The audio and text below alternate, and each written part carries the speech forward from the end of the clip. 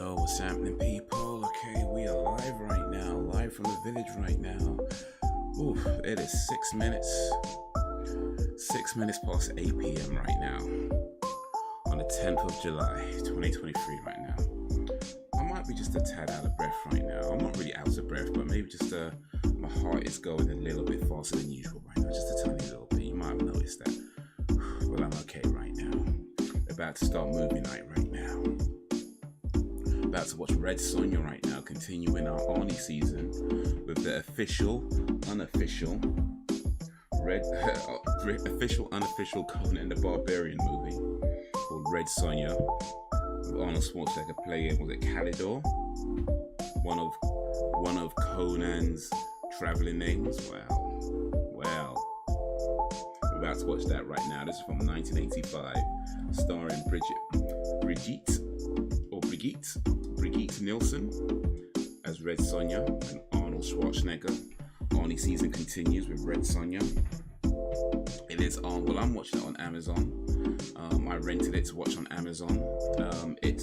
You can rent it, you could buy it. It's also part of a subscription service through Amazon as well. I pay $4.99 per month, and you get Red Sonja plus, I guess, a whole bunch of other stuff that I don't really look into. You can do that if you want to, or if you go on DVD, Blu-ray, VHS, any kind of format you got access to. Get it ready on zero, and I'll let you know when to press play. But if you don't have access to it, and if you don't want to get access to it, it's all good. You can still come along and have some fun, because that's what we're about here. We're about to have some fun. But for now, let me switch over to this screen. I'll just chat to y'all for just a little bit before we start the movie. So it is Monday. I got my super malt.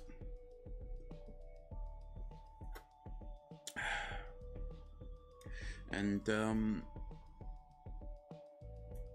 let's see what's happened today. I guess it's been a pretty regular day. I did some editing for my next movie video, Howard the Duck. So the order in which I edit is that, so I record my voice, right? And then I edit the audio before I add like the visuals and stuff. So I've done that bit. That being said, I do need to record a few things again, because one of the things that happens when you're going through your edits and you're listening to it as you go along, you might notice that maybe certain words didn't come out so clearly, so you got to re-record them to say it clearer. Things like that. And also, just sometimes you just want to add bits that you kind of think, I could do that bit better. I can make a better a sentence there. So you might make notes and record those again. So that's what I'll record a few bits again, a few more lines, and add that to the audio. Then I can start doing the visuals, and then from there we decide if I need to re-record anything else again. But that's where I'm at with that video. Just done the audio. Need to re-record a few lines, about 3 or 4 lines. Well, depending on how you want to count the lines, really, but 3 or 4 bits to record and then add in, and I can start the visuals. What else? I think that's pretty much my day, actually. I mean, I've done some other stuff, but it's all boring stuff. I did a little shopping, cleaned up, cleaned my car, that kind of stuff. This is regular boring stuff. I got to get one of my tires repaired, so because I drive around a lot, I'm often dealing with punctures on my tires. So I once paid a guy to fix a puncture. He charged me £60 for it, because it was a call out, and I did a call out because I don't want to drive my car, a few miles down the road on a puncture. So it was a call out, 60 quid, and he fixed the puncture. But while he was doing it, what I noticed is that it's actually not that hard to fix punctures. The whole time I was watching him, I was like, you know what? I'm pretty sure I can learn how to fix a puncture myself and avoid having to pay that 60 quid. So I did. I looked up on YouTube how to fix a puncture tire. And yeah, it was pretty easy. I bought a puncture repair kit. It was like 15 quid. And I've used that every time I got a puncture, just learned to fix myself, and been doing that. But the thing is, of course, there's only so many times you can fix a tire before it just needs to be replaced, and this tire now needs to be replaced. And that's where I'm like, okay, let me pay a professional to do that. So, yo, what up, Brax? Brax Bivvy in a place to bivvy. I was just saying that one of my tires needs to be replaced. Here's the thing though, like I'm paying £62 to replace a tire, and that's the tire and the fitting, right? So to fit the tire, for the tire itself and for them to fit it, a whole thing is £60, and should be able to have that done by Wednesday morning. And it's crazy that I'm paying £60 to replace a tire when it cost me about £60 to just do a puncture because it was a call out. So yeah, I felt like I saved a bit of cash to fix punctures myself, quite a bit. How you doing, Brax? How's your day going? How's your day been? Appreciate you joining this live stream as we get ready to watch Red Sonja. Arnie season continuing. Speaking of seasons, actually, I did put up a poll because tomorrow is the last 2 episodes for X-Files season 2, which means the following week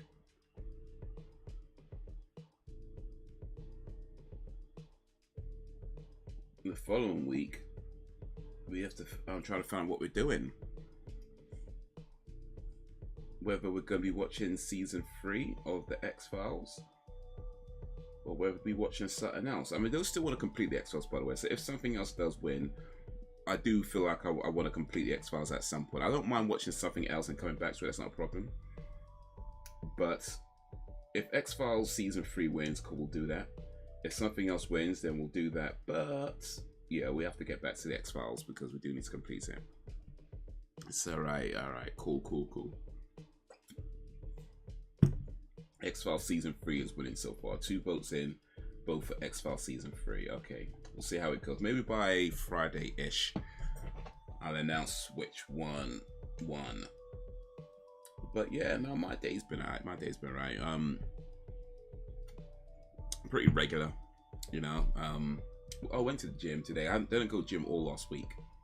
Just the whole week kind of was things happening all over the place, and I just got pulled in about so many different directions with, you know, work and other errands and things, and ended up not going to the gym for the whole of last week. But I did manage to do some exercise, so it wasn't all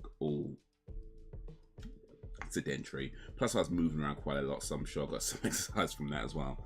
But yeah, I went to the gym this morning as well, which I haven't been for a minute, well, for a week. That's good to go there again, do some exercise there.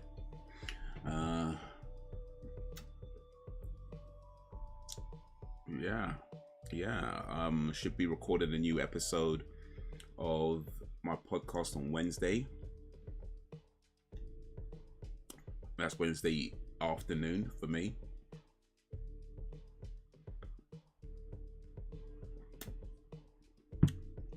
And yeah, that's been pretty much my day so far.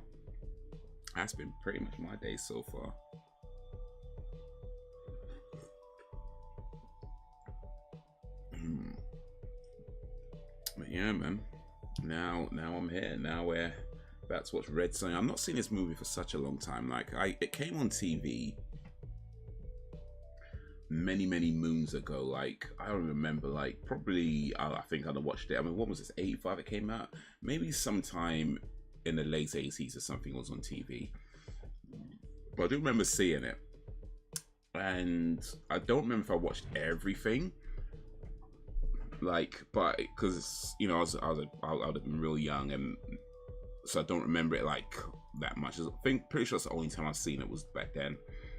The only thing I remember from this movie right now is there is a scene where Sonja takes a swing, has a sword, and takes a swing at Schwarzenegger, right?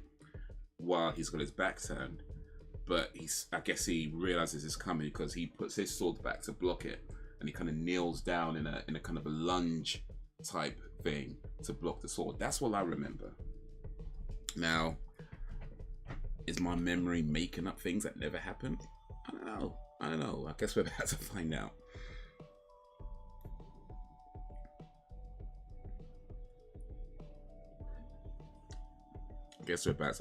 But that's all I remember from this movie. I thought it was a Conan movie.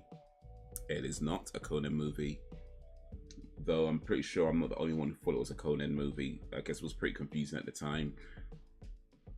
I think Dan explained it last time. What did he say? I don't remember. Something about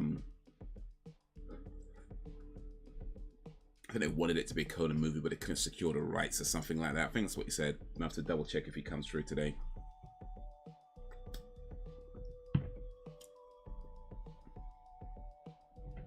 But yeah.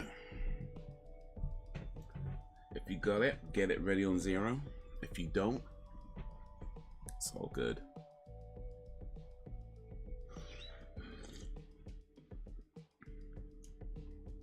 It's all good.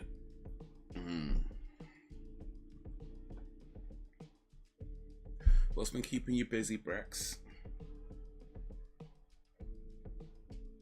How's your mom and them?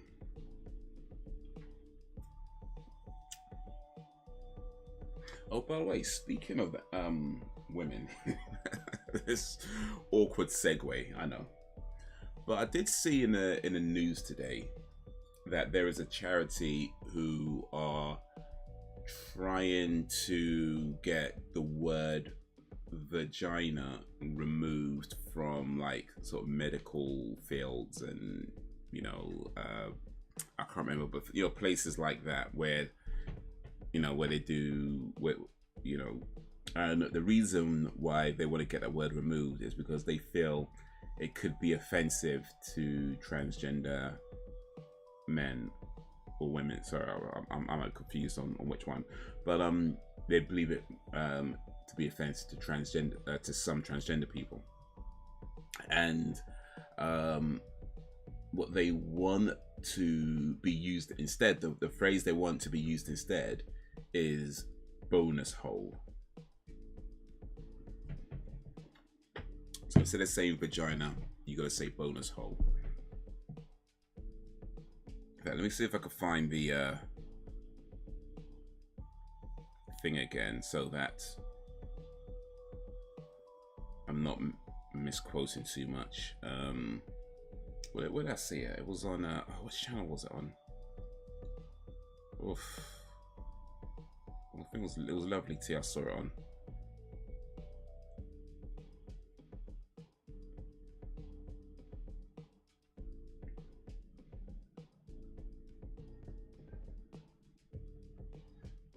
Here we go. So yeah, a charity that advises medics to a charity that advises medics to refer to a vagina as a bonus hole to avoid upsetting transgender men has been accused of dehumanizing women. Well, yeah. Yeah. Joe's Cervical Cancer Trust offers a guide on its website detailing the appropriate language healthcare professionals should use when dealing with trans men.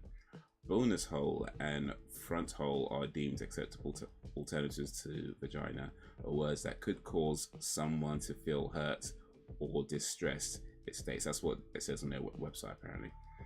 The advice features on a section of Joe's website under the heading Language to Use when supporting trans men and non-binary people. So yeah, when you can't say vagina when talking to trans men or non-binary people, you got to say bonus hole or glory hole.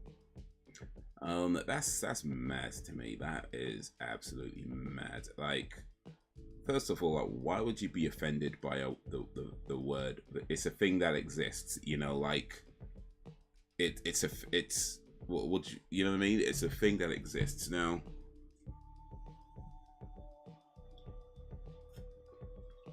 At some point in the history of people, when they were naming things, that got called a vagina. You know what I mean? Like, that's what happened. Like, there was a time in history when they were like, well, we gotta come up with names for various things so that people know what we're talking about, and that got called vagina. So that's what it is. It is what it is. And it's like, okay, now if you're dealing with trans men or non-binary people, some of them might be offended apparently. Now, look, it's not my place to tell people what they should or shouldn't be offended by, because in the day, that's always going to be a personal thing. But at the same time, there has to be an element of, bruh, come on. Like, it's not a word or a name rather, I should say. It's not a name that was created with the intention of causing malicious whatever. It was just, that was what they called it. I mean there's probably some history behind it. I know I'm oversimplifying the vagina for a bit, I know, but there's probably some history behind the word, or specifically why it got called that name. Whatever, we'll look up that another time. The point is, that's what it got called. So if you decide that offends you, then fine, that offends you. Nobody else has to accommodate that though. Like, you could be offended by whatever you want to be offended by, but nobody else has to accommodate that. You know, there should never be any kind of, this is what you should say when dealing with this, because no, like, look, be offended if you want to. That's your prerogative. Nobody else should be asked to conform to things based on your own whims. It's like, if somebody is insulting you, then yeah, of course, you know, you gotta, it's fine to be like, hey, look, don't say that, and you know, we shouldn't, or certain words that have a history of being used in harmful ways, then yeah, gotta be careful and mindful about how those words are being used, of course. But a word that was created to describe a thing, you decide that it's offensive, and everybody else has, no, ban that. Like, listen, be offended if you want to. That's your business. But we good over here. You know what I'm saying? We good over here. All right, that's that finished. I reckon it's about time we start this movie now that I've pissed off everybody. No, I hope I haven't pissed off too many people. But hey, it is what it is, man. It is what it is. I'm not sure if these markers are working. So you might have noticed that I haven't been doing the timestamps on recent live stream VODs. It's because I use markers to mark out where things are, and lately the markers haven't been working. Hopefully they're working now. I mean, they're there. I can press the button, but it doesn't show up later. Is what I mean. So I don't know why that is. Hopefully it starts to show up now, whatever that caused that issue. I don't know if other people have that issue, but anyway, that's why. Because if without the markers, it takes a long time to figure out where the time things are, because it's just all over the place. But anyway, that's Haze streamer problems. Y'all need to worry about that. Let me hit this button. Let's come over to this screen.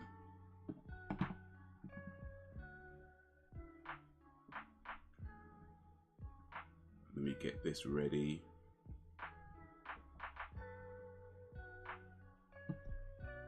And I'm gonna get mine ready on 0 because I ain't done that yet.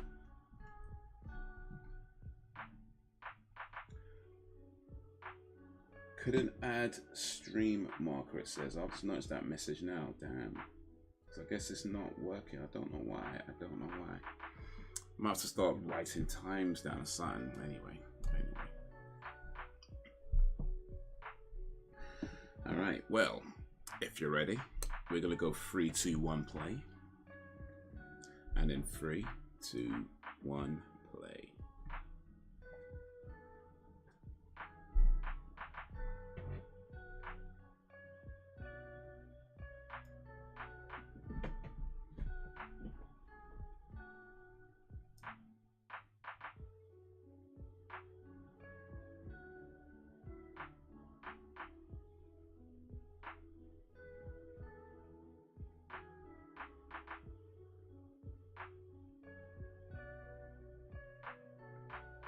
Red Sonja, a film by Richard Fleischer. You know, it's restoration scan. You know, I might have sections on my version that you might not have in yours. Like the whole Studio Canal thing is coming up, and that's lasted something like nearly a minute, like 40 something seconds.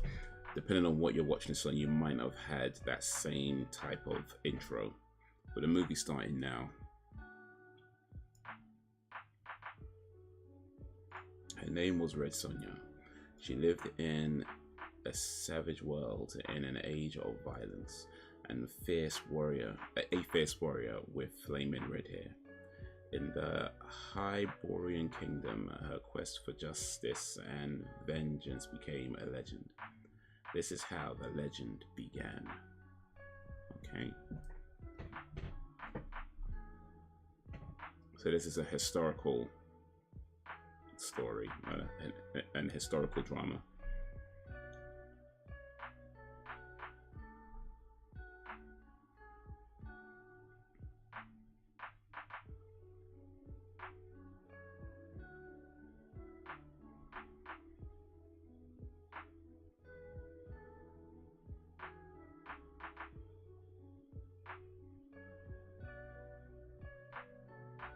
So it's Sonja, by the way, not Sonja.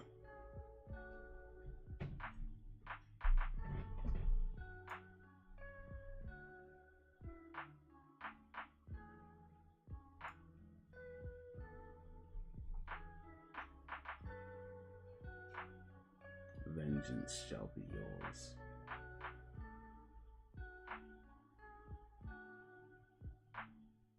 So something happened to Sonja.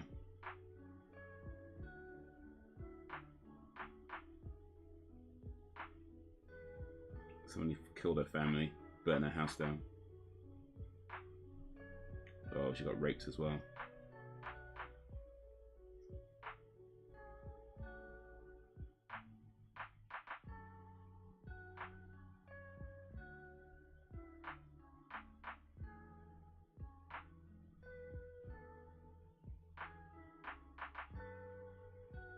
So she got a magical strength from a angel, I guess. I don't know what that is. Some spirit. Wood witch.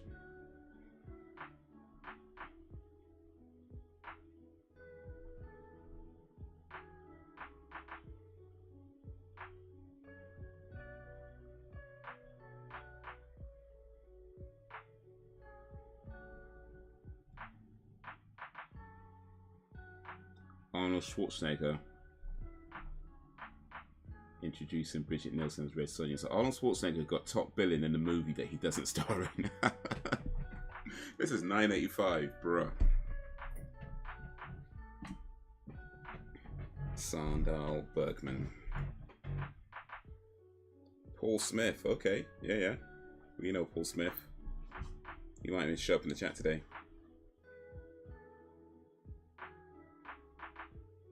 Ernie Reyes, rather.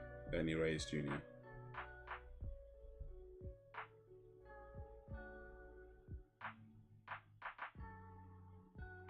Ronald Lacey.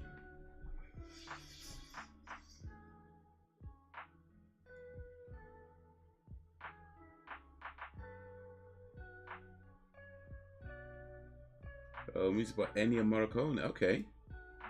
Big things. Yeah.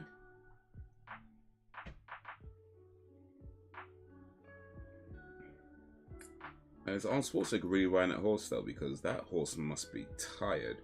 That big man on its back. They must have had to take the most amount of breaks. That's why there's so many cuts.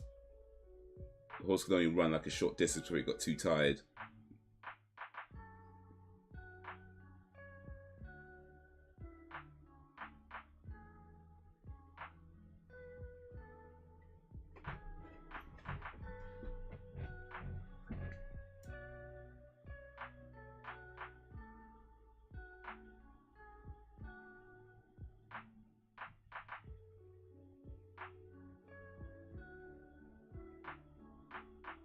Christian Ferry.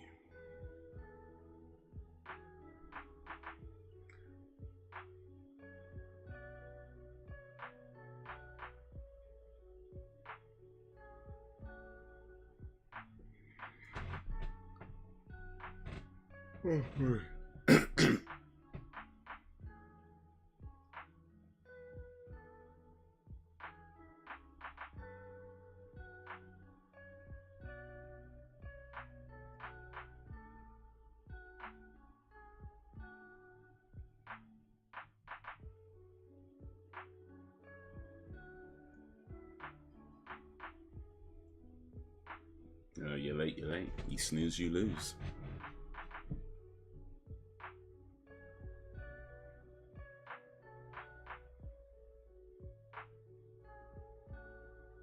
So what's the talisman for, though?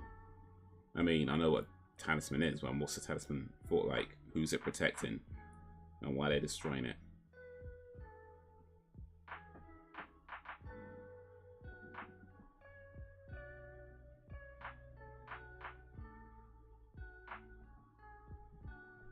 So the talisman isn't used to create things though.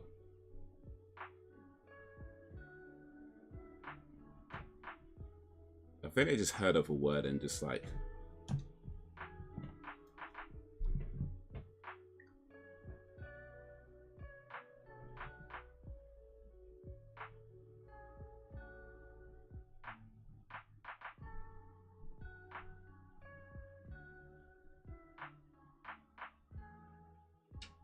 Yeah, talismans are used to like protect or bring good fortune, not create.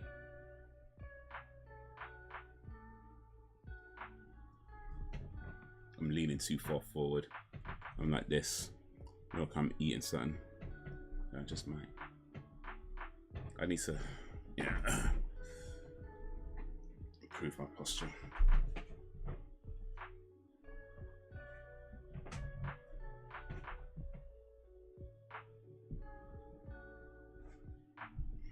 Oof.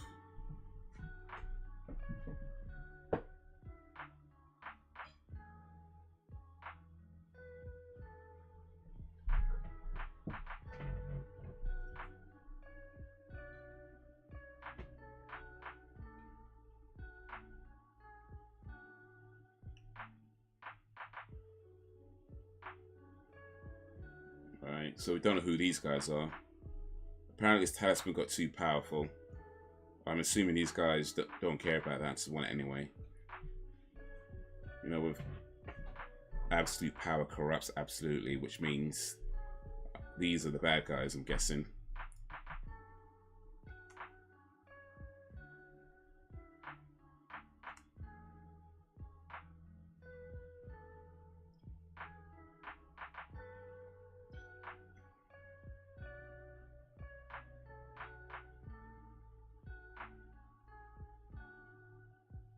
We got beat back. But there's more.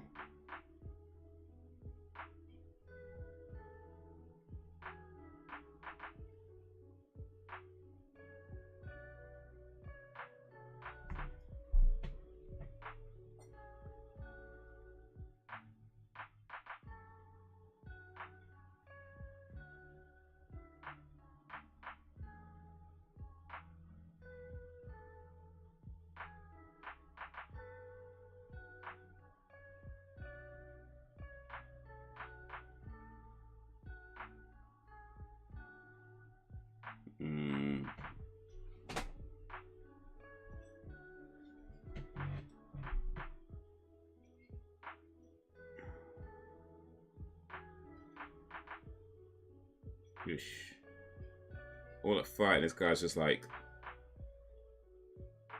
yeah, I'm just gonna stand here. Work going on around, alright.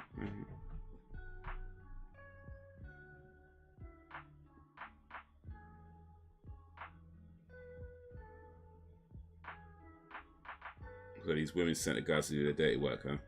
They sent these guys to go beat up a bunch of women. These women sent guys to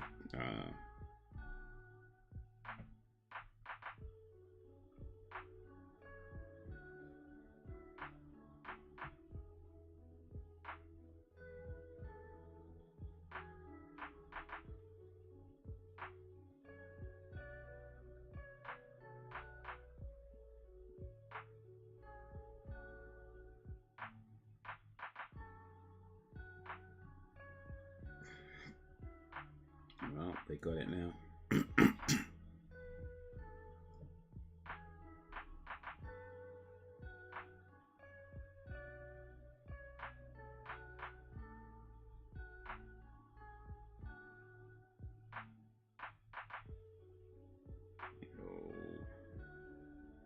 It's probably not going to go so well.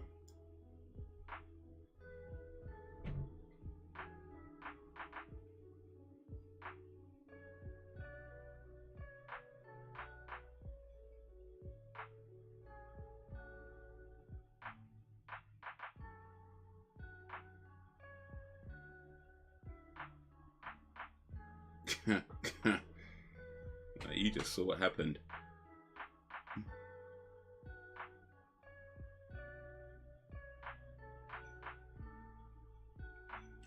So you saw this thing kill that guy. Whatever she can do, whatever she would do to you if you don't touch it. But then again, sometimes a quick death is better. Or maybe not.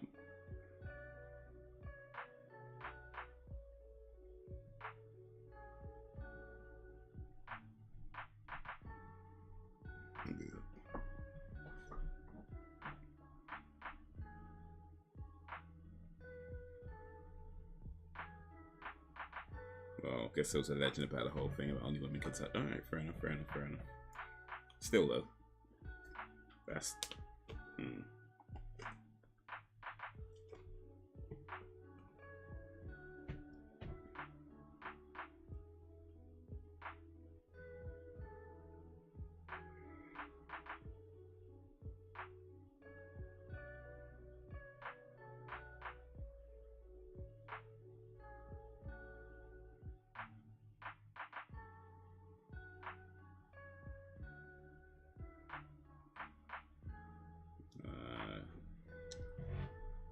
secret passageway. Oh, too close as well. Oh, she didn't leave the door open. Oh, she did.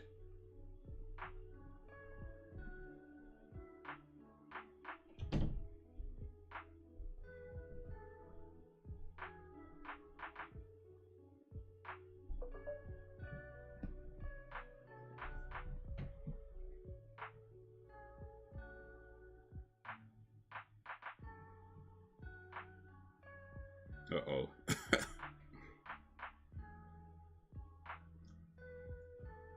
So they got the key to get out.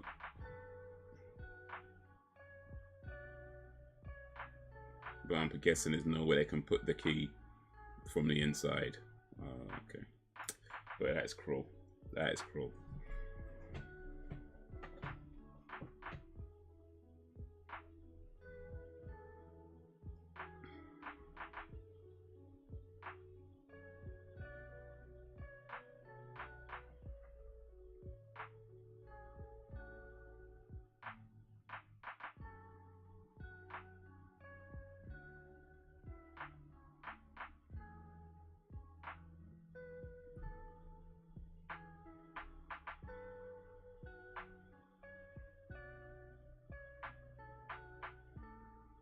She should take them both. Oh, wait. I swear there's only two before.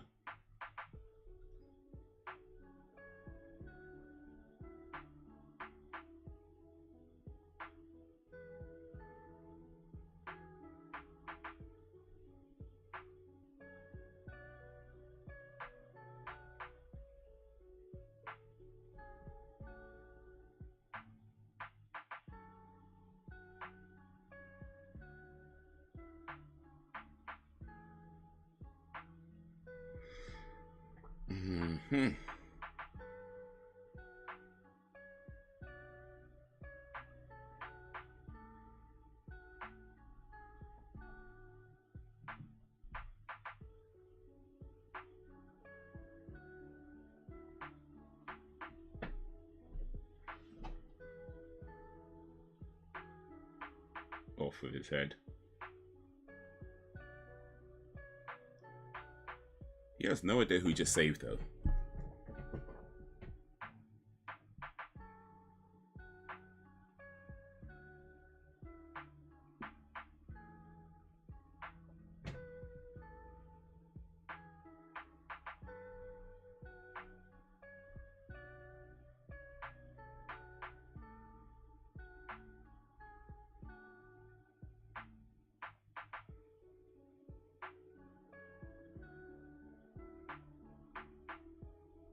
Well, it speaks unknown language, you know.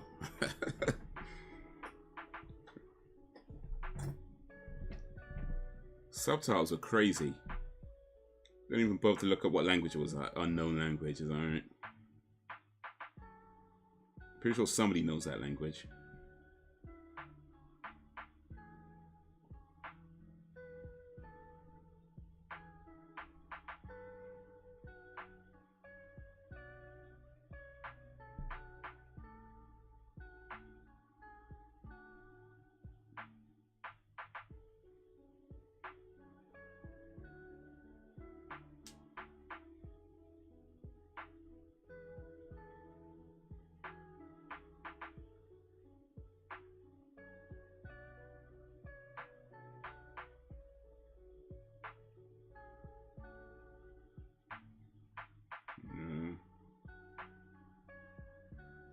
Just trying to embrace her.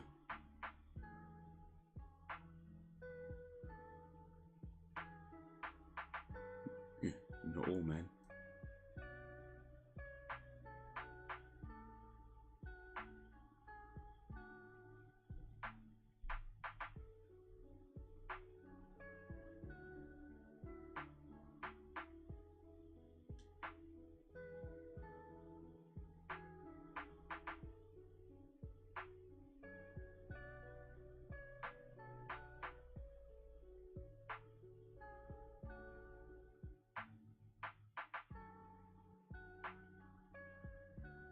Years ago, I should have been like 6 though. Like, what are we talking about here?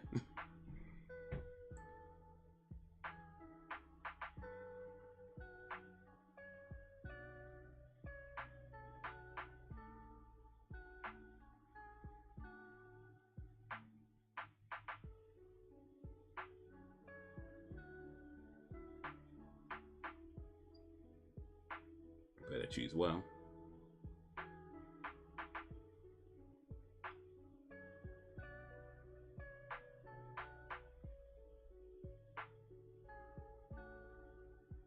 Silence.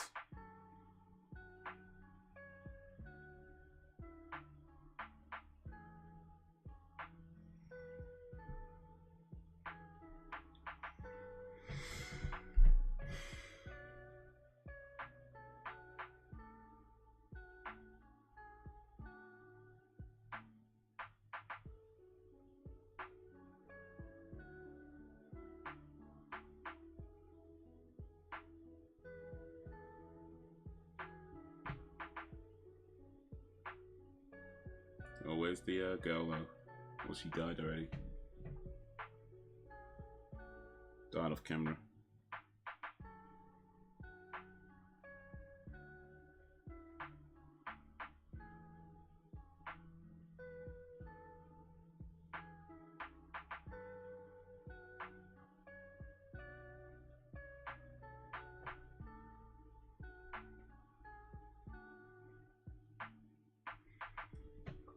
And didn't even ask for no kind of just gonna follow some complete stranger. Okay.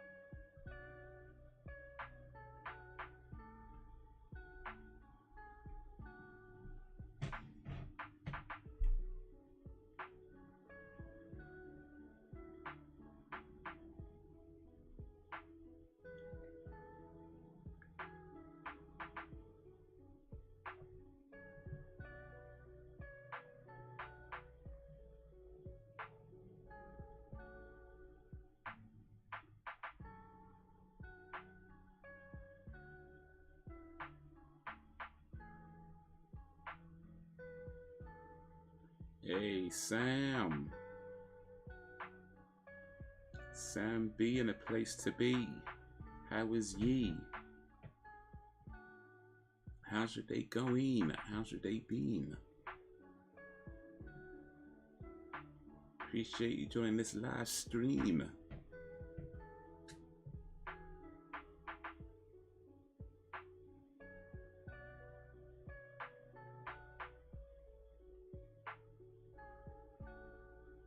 Calidor.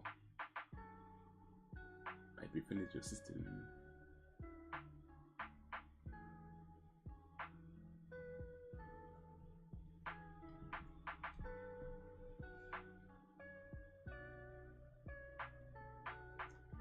Share around over twice. Let's say live. Oof. Oof. That sounds awful. I'm sorry, Sam. I'm sorry, Sam. Hopefully you start feeling better. Was it like a flu type thing or some kind of illness?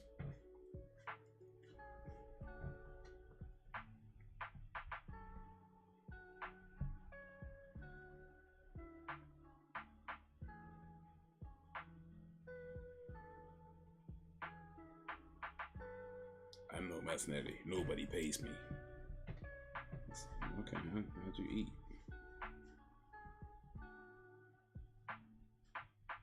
It's the kid's fault. I'm suing. Oof. Oh, they caught disease and brought it, some kind of illness and brought it back. Yeah, she definitely sue. This was not part of the deal. I didn't sign up for this. But a breach of contract somewhere.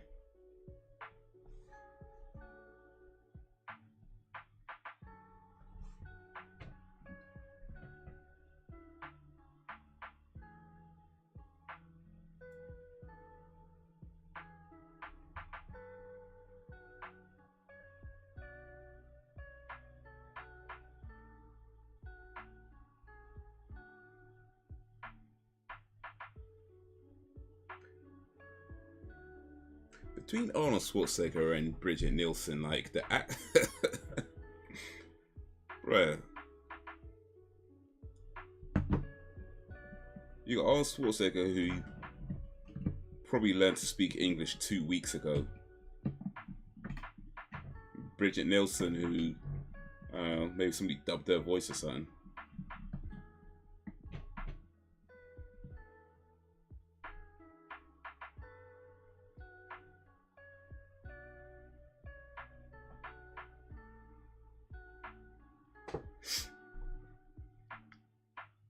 More like I deep cleans their bedroom, put out all crap. Put all crap under their bed and all the dust has hit matches off.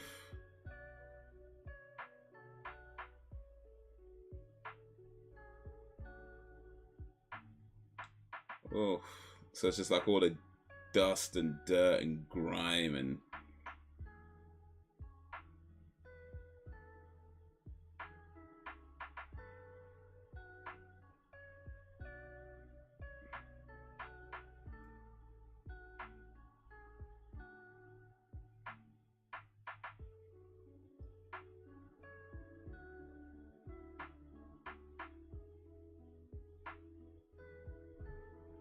man.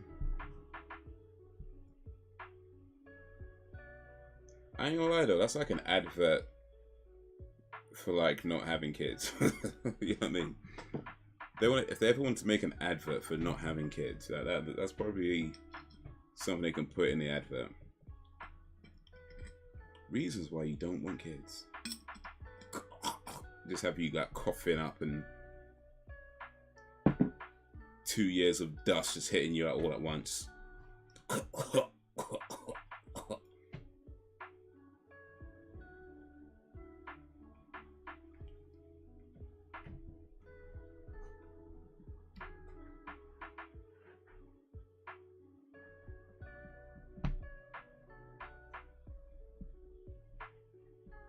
This kid's rude.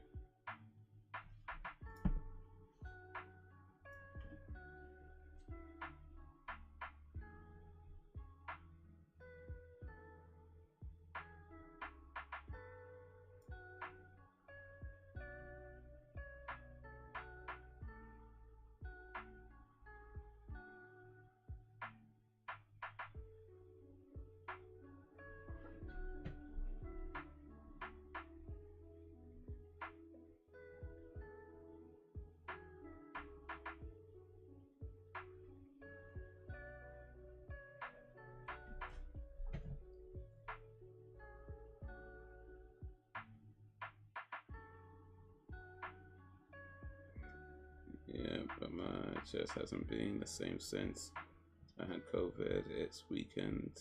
It's so anything gets on it, I get ill. Oh shoot, ush. Yeah. You might want to see a doctor if it continues, like if it's still ill tomorrow or something. Although, to be fair, the way GPs are these days, I don't know how much help they can be. But yeah, if it's still feeling bad in like a day or two, might be worth calling up the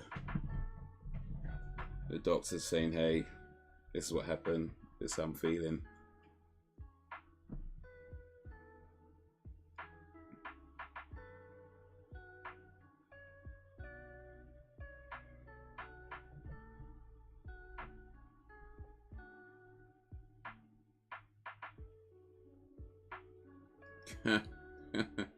Yeah, beat the kid.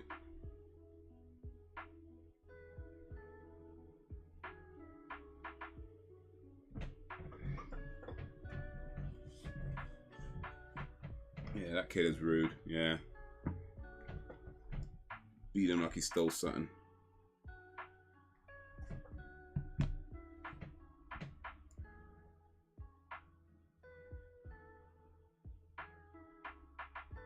Oh, and Swan's just following this girl around. I know you're a brave girl.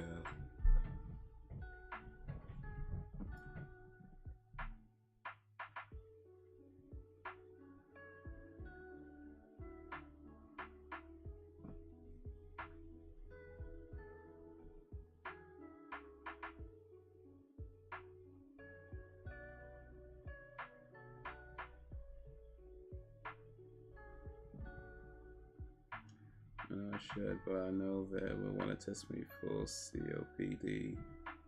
Because it's in the family, and I ain't ready to know that yet. Sounds daft, I know. No, I get that. I get that. I mean, if that's the case, you should know. But I get it. I get it.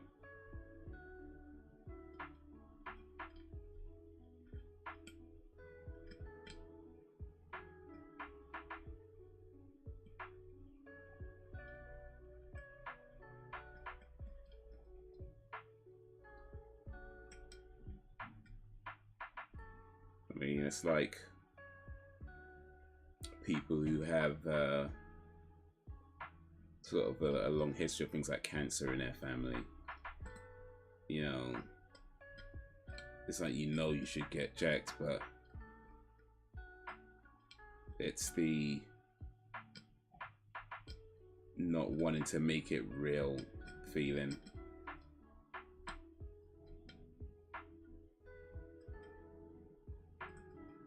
I do myself when I turn 40, I will. Alright, so that's what, 11 years to go? Is that right? 11 years?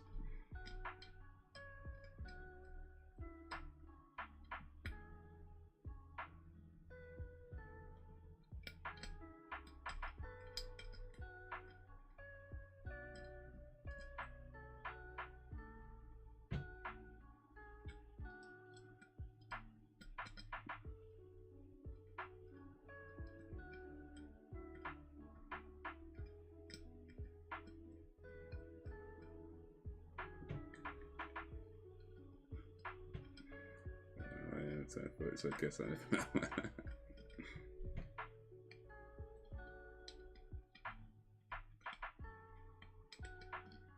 well,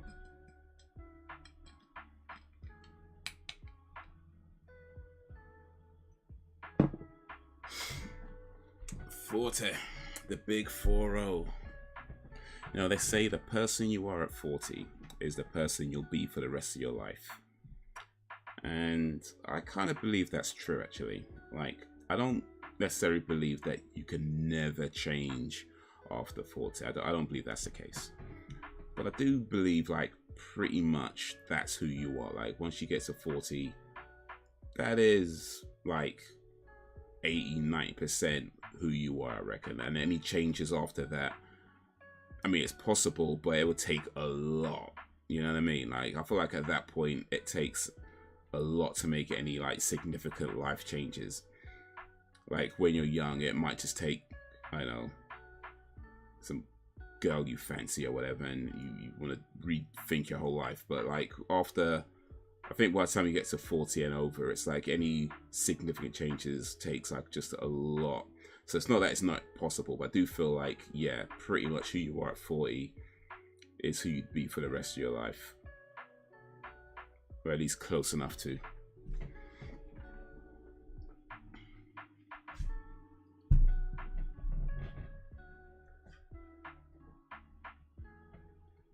In real life, it's 2 years away. I can't see me changing much. Yeah, because that's one of the things, as we get older, we do kind of get more and more set in our ways, you know. And that's not necessarily a bad thing. It, of course, depends on what type of person you are, right? You know, kind of depends what type. If you're an arsehole and just a horrible person, by the time you get to 40, then yeah, that sucks. But, you know,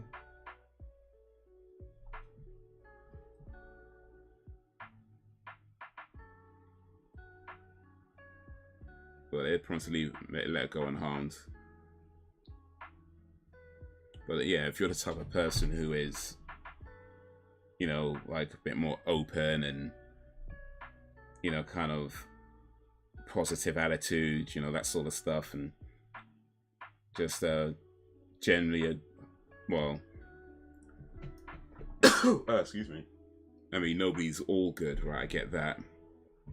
And no matter how old you are, I could always, you know, get things wrong or do bad stuff. I'm just saying, like, as long as you're generally mostly a decent person, then yeah, it's cool.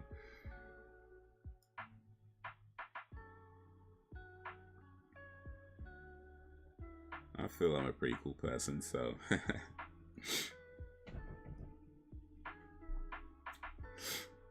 But yeah, that's something that I came across. I think I was maybe like 31-ish, early 30s, when I came across this idea that the person you'll be at 40 is a person you'll be for the rest of your life. And even at that age, I was kind of thinking, like, you know, as I was getting older, you know, you're becoming more and more set in your ways. And, you know, I wasn't really listening to new music that much, you know, I wasn't really, you know, that's all. It's just little things you can't notice about yourself.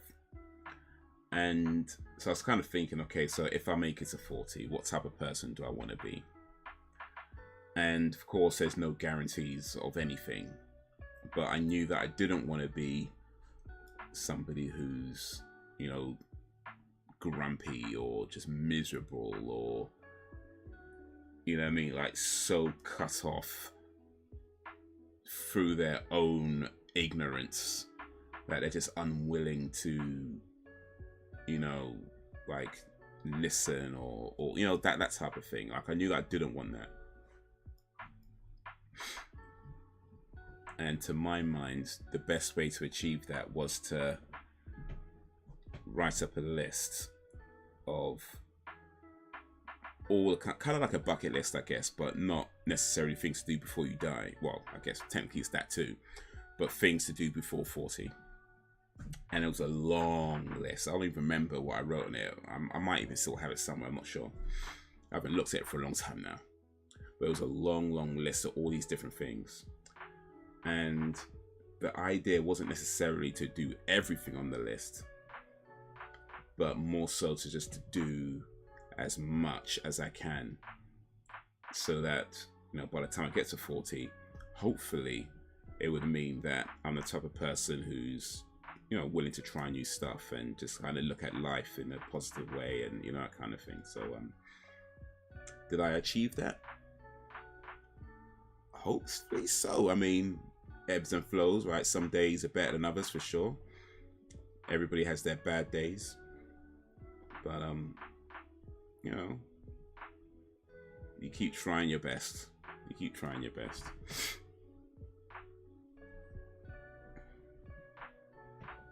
I don't feel like I have any flaws. I have quirks, but not flaws. But if you don't have any flaws, where do you stand?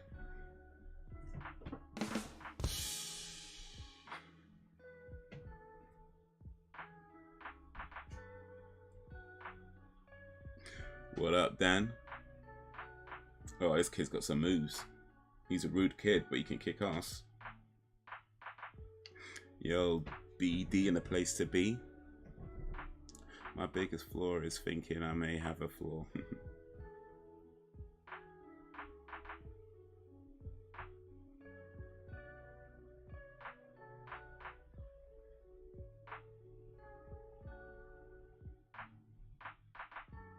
I felt because I'm an angel. Well. Flaws? Where we're going, we don't need flaws.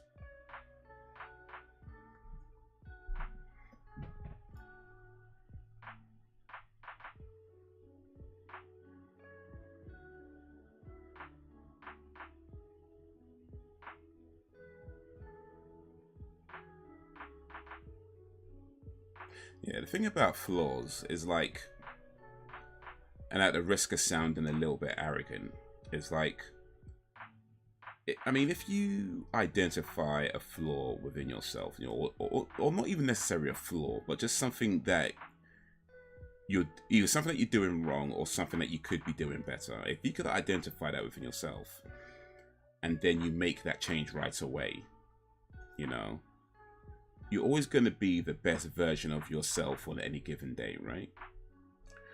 And the thing is that if you don't know what you don't know, so until it becomes apparent through whether some event, or maybe you see something, or maybe somebody lets you know, or whatever, until something becomes apparent, you're not necessarily going to know that you have a flaw, right? You're just going to do the things you're doing, and as far as you know, that's just how it's being done. And until something happens that lets you know that, okay, actually I could be doing this differently, or I could be doing this better, or actually there's something else I could be doing instead of this that might give me better results than what I'm trying to achieve. Until that becomes apparent, then yeah, you're just not gonna know. Yo, what up, Ben? How you been, Ben?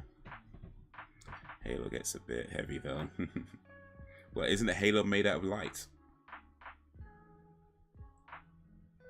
What kind of Halo you got, Sam? Should be made out of just a ring of light. I don't know. It sounds like you got a bum deal on a Halo. Can't lie, man. Everybody got like a Halo made out of light. You got one made out of like cast iron or something. Like.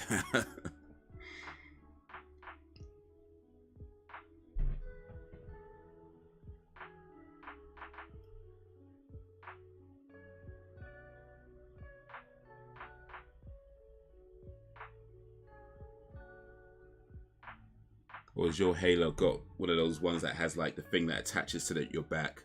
Because it's supposed to be just like a floating Halo, I think. I don't know. I feel like somebody gave you like... Maybe they ran out of all the good Halos. They're just like, oh yeah, here you go. It's supposed to be just a floating ring of light, right? I don't know, Sam. You might want to go back to where you got the Halo from and be like, hey, come on. What's going on here?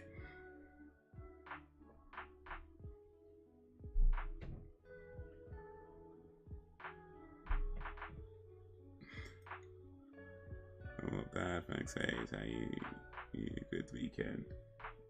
It was pretty cool. It was pretty cool. Well, pretty normal, but normal's cool. Will you stop being sensible and just let us live with our flaws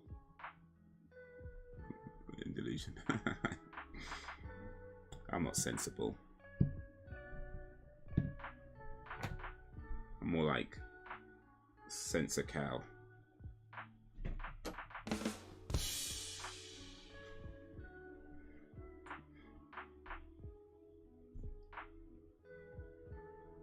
Oh, this is like ancient OnlyFans or something. They're trying to see who's coming, and they found his browser history.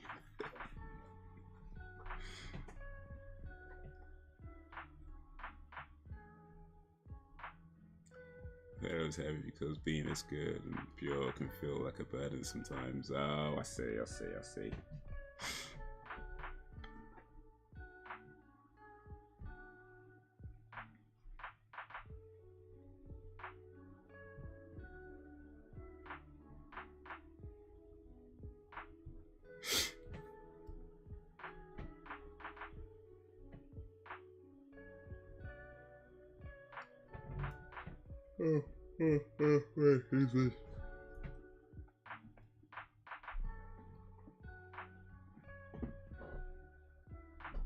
Being good can feel like a burden sometimes. You know what? I actually think that is true. I mean, hopefully I'm not being too sensible when I say this, but I don't believe being good is a burden. But I do feel like doing the right thing can sometimes feel like a burden. Especially when doing the wrong thing could feel so easy at times. We just like, you know what? Why do I have to be a good guy? You ever feel like that sometimes? Like, man, why do I have to be a good guy? I could have. But yeah, I get that.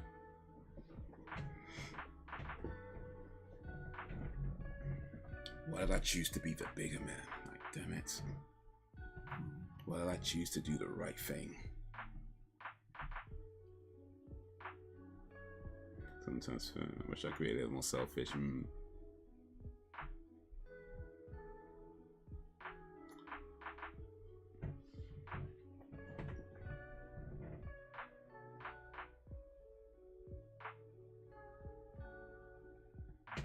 I felt like a giant dinosaur bridge.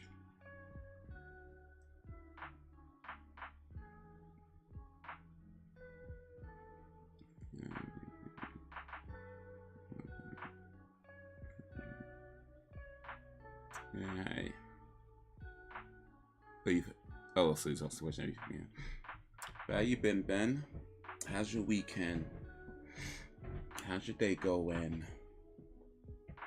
How are you this evening?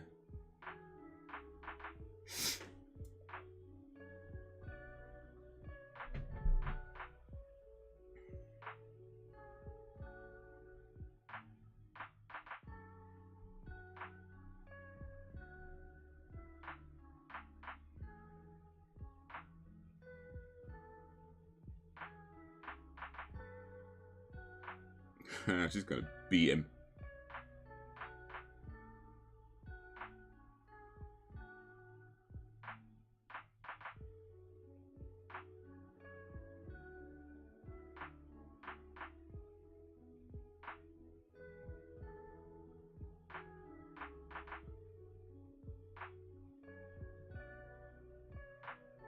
Oh, that hit home.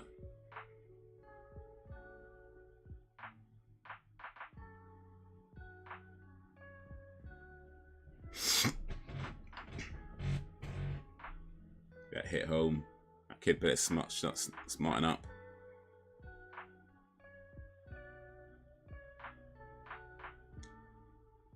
Known for Conan for a while, but never had interest in seeing it.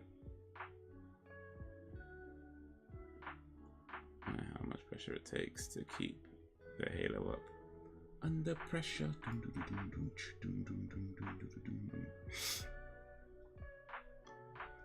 think it's monthly. We make sure everyone has what they need, but we don't always make sure we are taken care of. Actually taking care of yourself too, Sam. Best way to take care of others is to take care of yourself first. Make sure you're okay.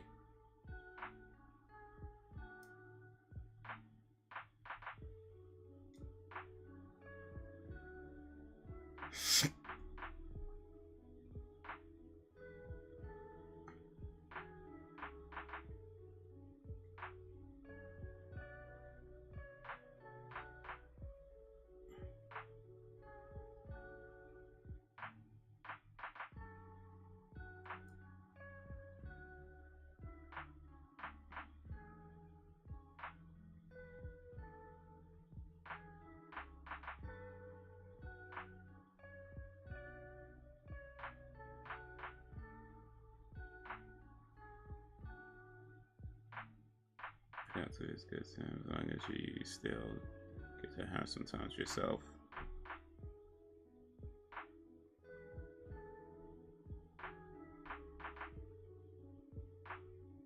This kid's finally getting some manners.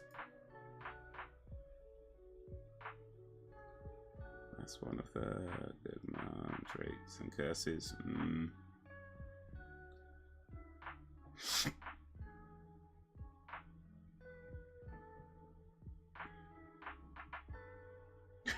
Look at this scene. Boy, that cameraman is taking a piss. Who directed this movie? These guys taking a piss. You see that?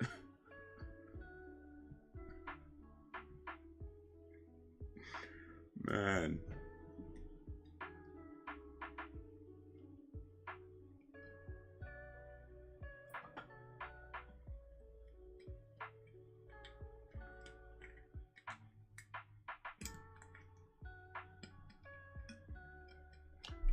I watched 2 films over the past 2 days. So you've seen both then Lauren Hardy and The Flying Deuces and Private Lessons. I think I've seen The Flying Deuces, you know. I think I've seen The Flying Deuces. I know I've seen a bunch of Lauren Hardy movies. Flying Deuces, I'm pretty sure is one of them.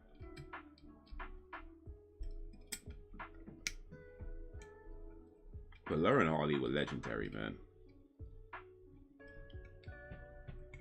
I mean, you talk about the greatest comedy duos of all time. Lauren Hardy are definitely up there.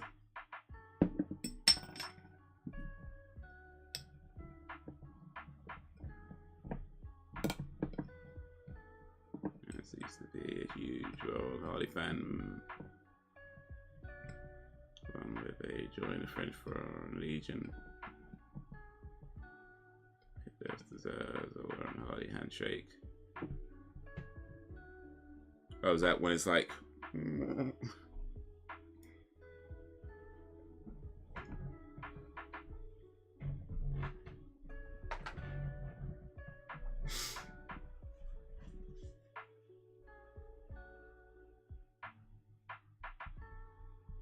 So, one of my favorite stories about Stan Laurel is that he would always reply to fan mail. Like he loves to like write letters, and so he would always reply to his fan mail. And he was often late to film sets because he'd be replying to his fans, right? And even after he retired from acting, after Oliver passed away, he would spend a lot of his time just replying to, you know, his fan mail. And bear in mind, this is, you know, before Twitter, you know, before email, you know, so he was typing them out, like replying to every fan. I don't know if he replied to every single fan before he died, but yeah, he spent a lot of time replying to his fans via type in and post. And for me, I just thought that was a really cool thing that, you know, at the time he was one of the most famous people on the planet, but he never allowed his ego to, you know, get to that point where he was like, oh, I'm too big to, you know, he'd always reply to fans. So I was like, yeah, that was a cool dude.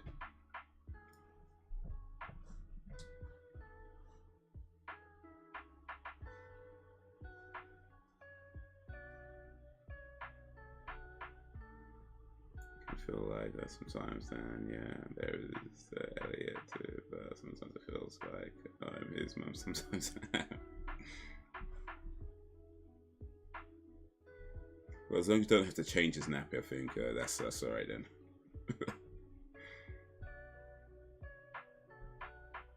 Boys will be boys, yeah. It's nice here, made humble. Yeah, indeed, indeed.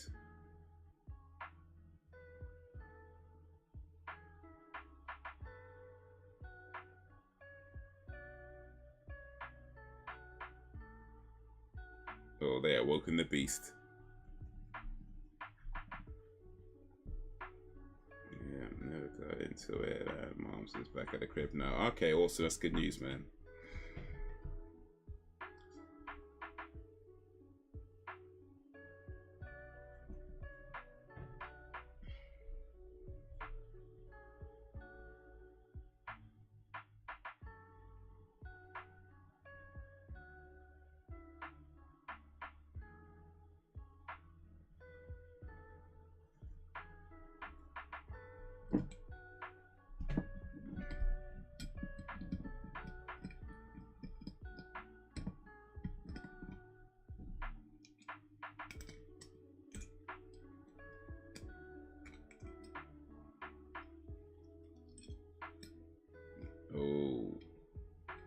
Is Falcon gonna get eaten?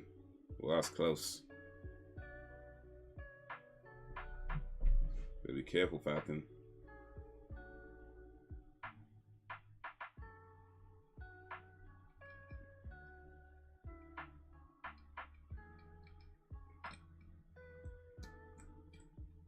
His name's Tarn, which means if he ever becomes a ruler, it'd be a Tarn nation.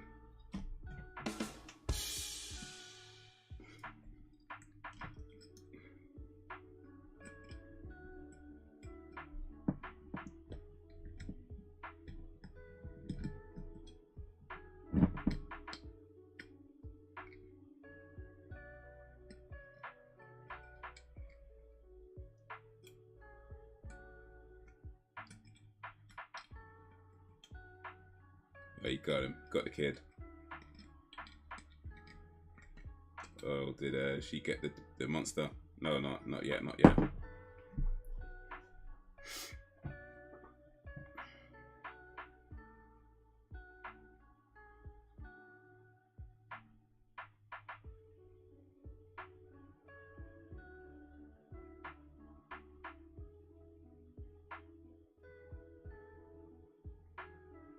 This scene feels a bit dull, to be honest with you.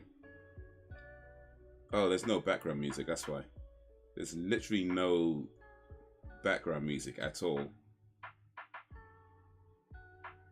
That's the thing, background music can make all the difference in a scene. Like, it can literally change the whole tone of a scene. And the music you use can do that. Like, you change, like, literally, if you have the exact same scene with two different musics playing, you can get a completely different tone to it. And they went with no background music with this, so it just feels bland, to be honest with you. But hey, creative choices. Yeah, she's feeling like going to a few stores because she has some groceries to buy.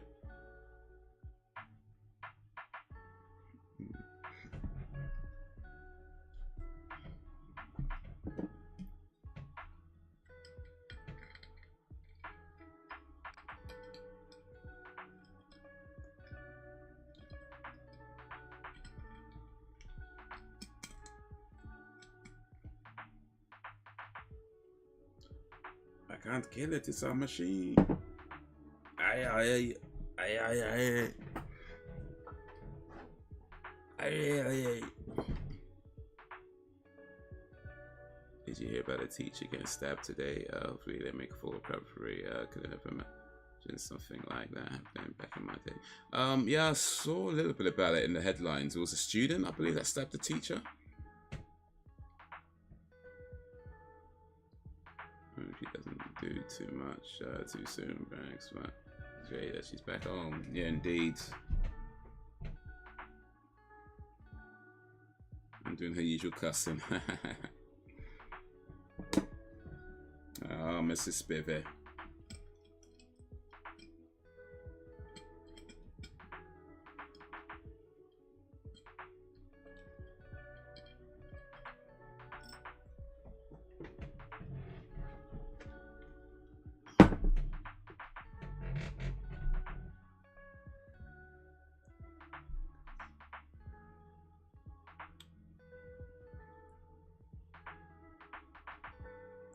You know, old people cussing is kind of like babies crying.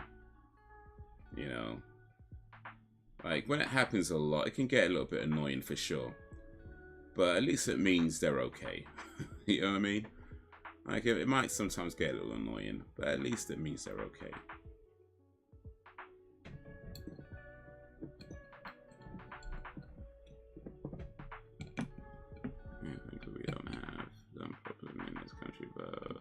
Seem to have a real problem with knives.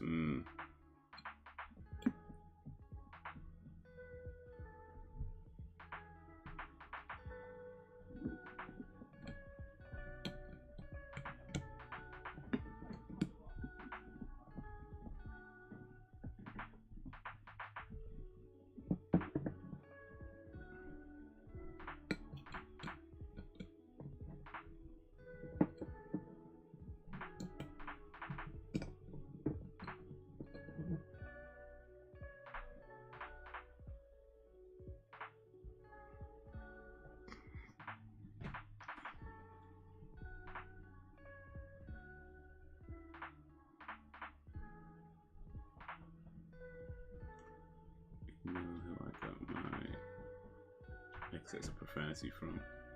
She's gonna make a call to one of her doctors, and she has an appointment in 2 days.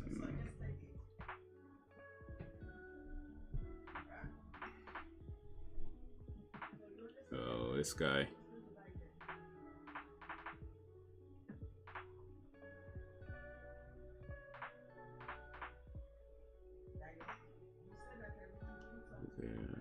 Fingers crossed, all goes well. Please keep us updated. Send them my best wishes to your mom. Yeah. That's what I love about the OGs. The middle finger is their way of living. That's the person who I swear in. That's very naughty.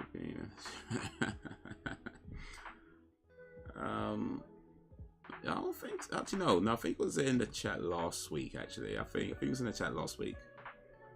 But yeah, I guess it's a little less frequently in recent times. He says, "I just like swearing."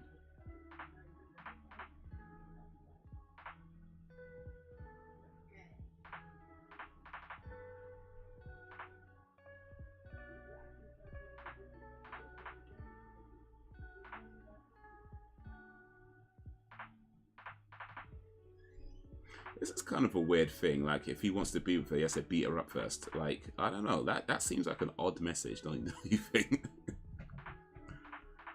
She's only going to be with a man if that man can beat her in a fight. Like, wait, what? He has to beat her up, and then he gets to do her. Alright. That's a weird... Okay.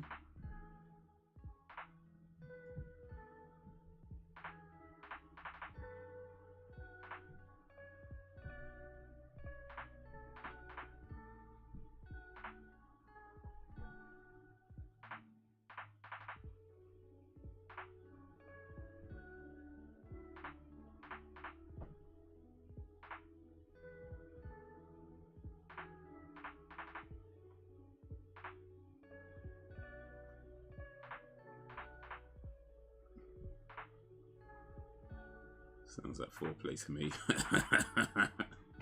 Oh, Sam.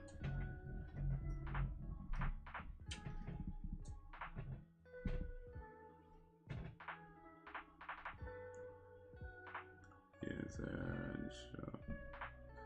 Yeah, thanks.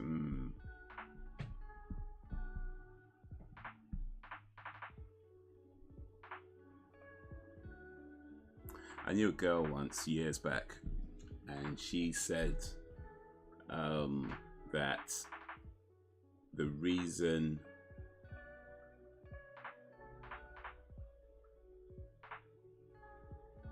she goes for toxic guys, or the reason why she thinks women go for toxic guys, is because it gives them something to talk about.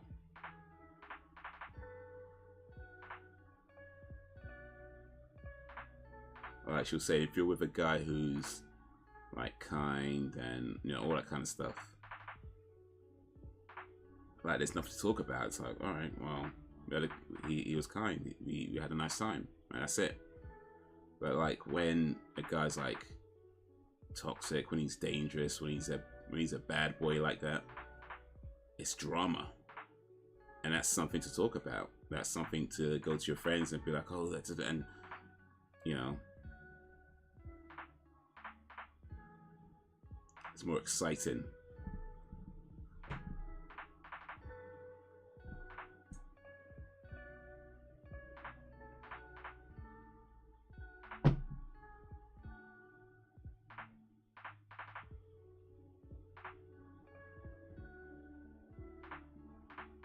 I think that's the bit that I remember. What time is something that says, you best try the Lord, not me, while keeping that strap on lock.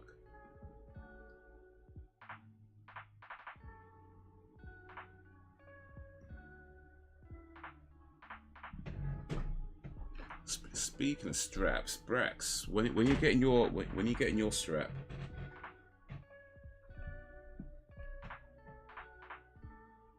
or have you got one already? Because I think you said one time that you haven't got it. You haven't got a gun yet. So when do you plan on getting your first strap? Or if you got your strap ready, what is your what type of strap you got? The opposite. When something is toxic, I mask it.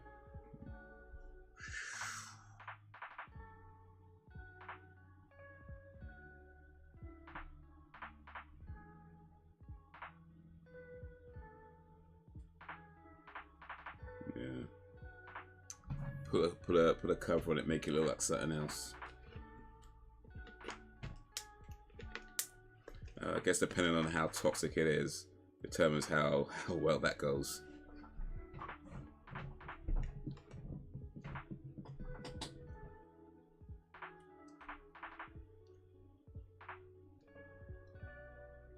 Here's the thing, and this is my completely unqualified opinion because that's what the internet is full of. But yeah, I do feel like if you are in a relationship with somebody, you can't become complacent to the point where you're just not doing anything, where you're just so routined. You know, you meet on this day, you go to this place on that day, you do this on this day. You know, you could become so routine that there's just nothing happening. Like, I ain't saying you gotta beat her around or nothing, because that might be a bit much, but yeah, you gotta be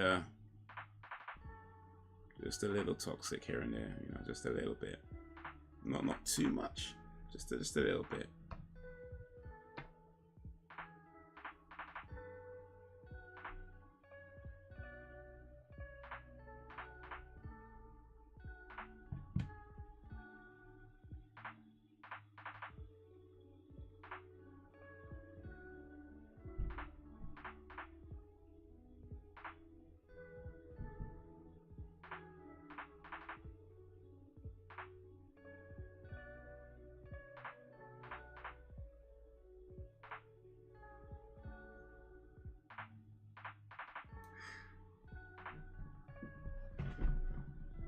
Yeah, you sound, yeah, I have to get a little bit naughty at times, you know what I mean? Just a little bit naughty.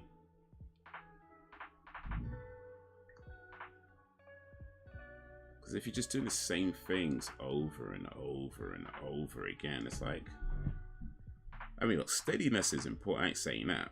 It's good to be steady, but sometimes you just gotta rock the boat just a little bit, you know what I mean? Just rock the boat. That's all I'm saying, just rock the boat.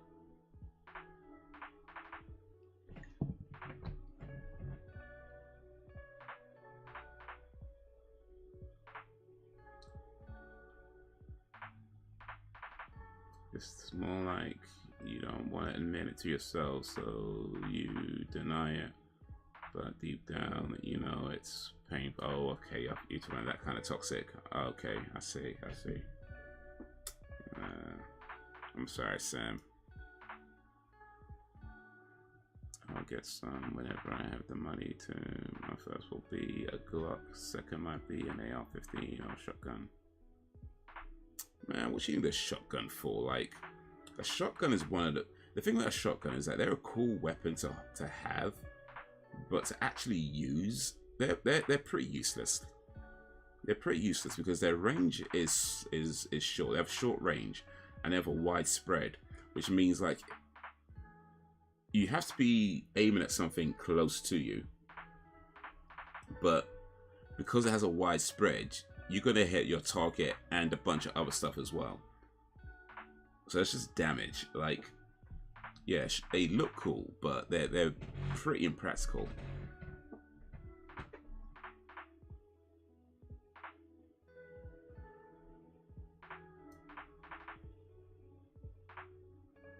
But Glock is the brand, right? So what type of Glock we talking about? Because I know they're more. I think they're more known for their handguns.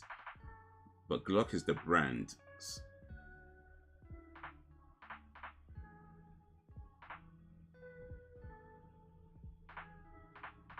AR-15, that's the assault rifle. That's pretty famous right now. Come on, Sonja should have seen that one coming. There's the fun toxic, and there's the other kind. Yeah.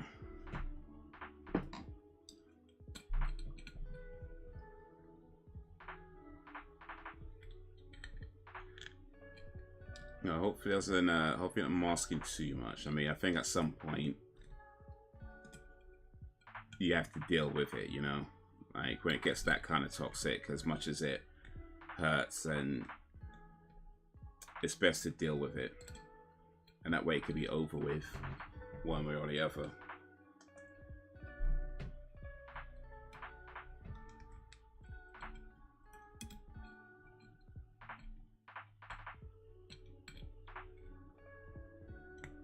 Oh, Falcon.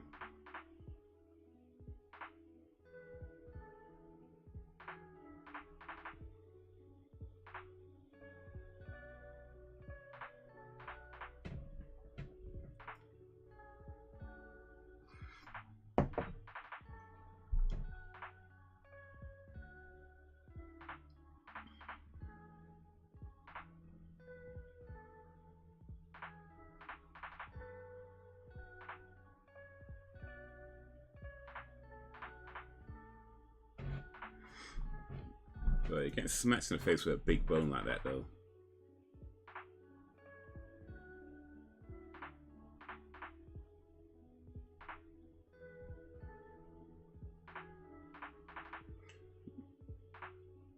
Imagine getting punched so hard your whole body came off the floor.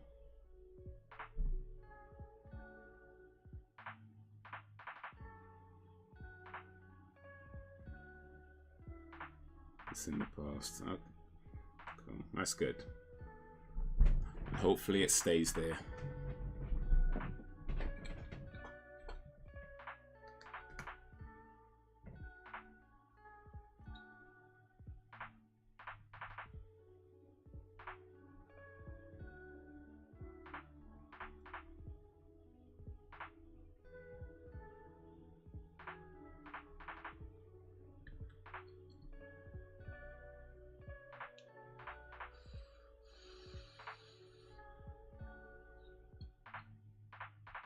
So, changing the subject slightly.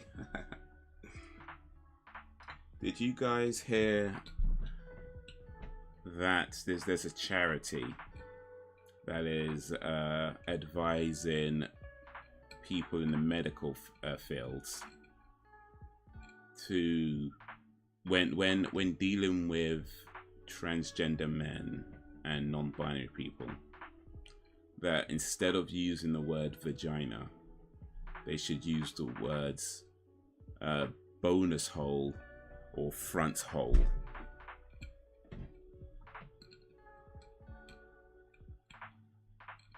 Because vagina might be offensive to some transgender men and non-binary people. So there's this charity saying that they should use front hole or bonus hole. And that's in the news because that same charity is being accused of dehumanizing women. And it's like, yeah. Oh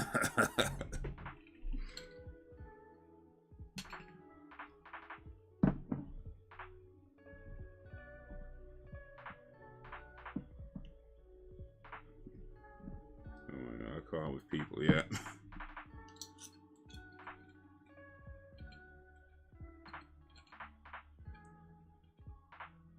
Imagine going to your gynecologist and start talking about your bonus holes. Like, what?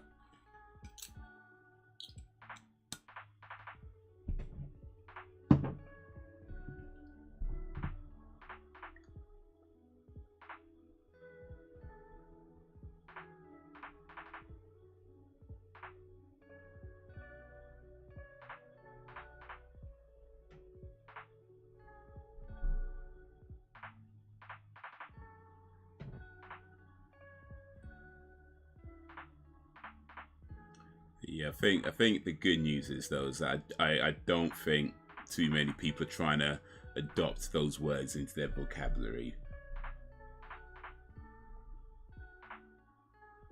But yeah, some people are like just doing too much.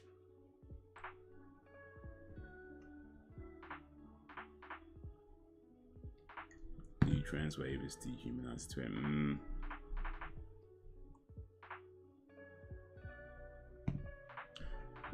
Thing I don't understand though. Alright, one sec. Yeah, there's different types of Glocks. Might buy Smith & Wesson before a Glock, I'll see. And dog AR-8, an assault rifle. I'll go to a range of 2 or 3 times in a week. AR is not assault. Okay, so what does AR stand for then? Because I assumed it's called an AR because AR stands for assault rifle.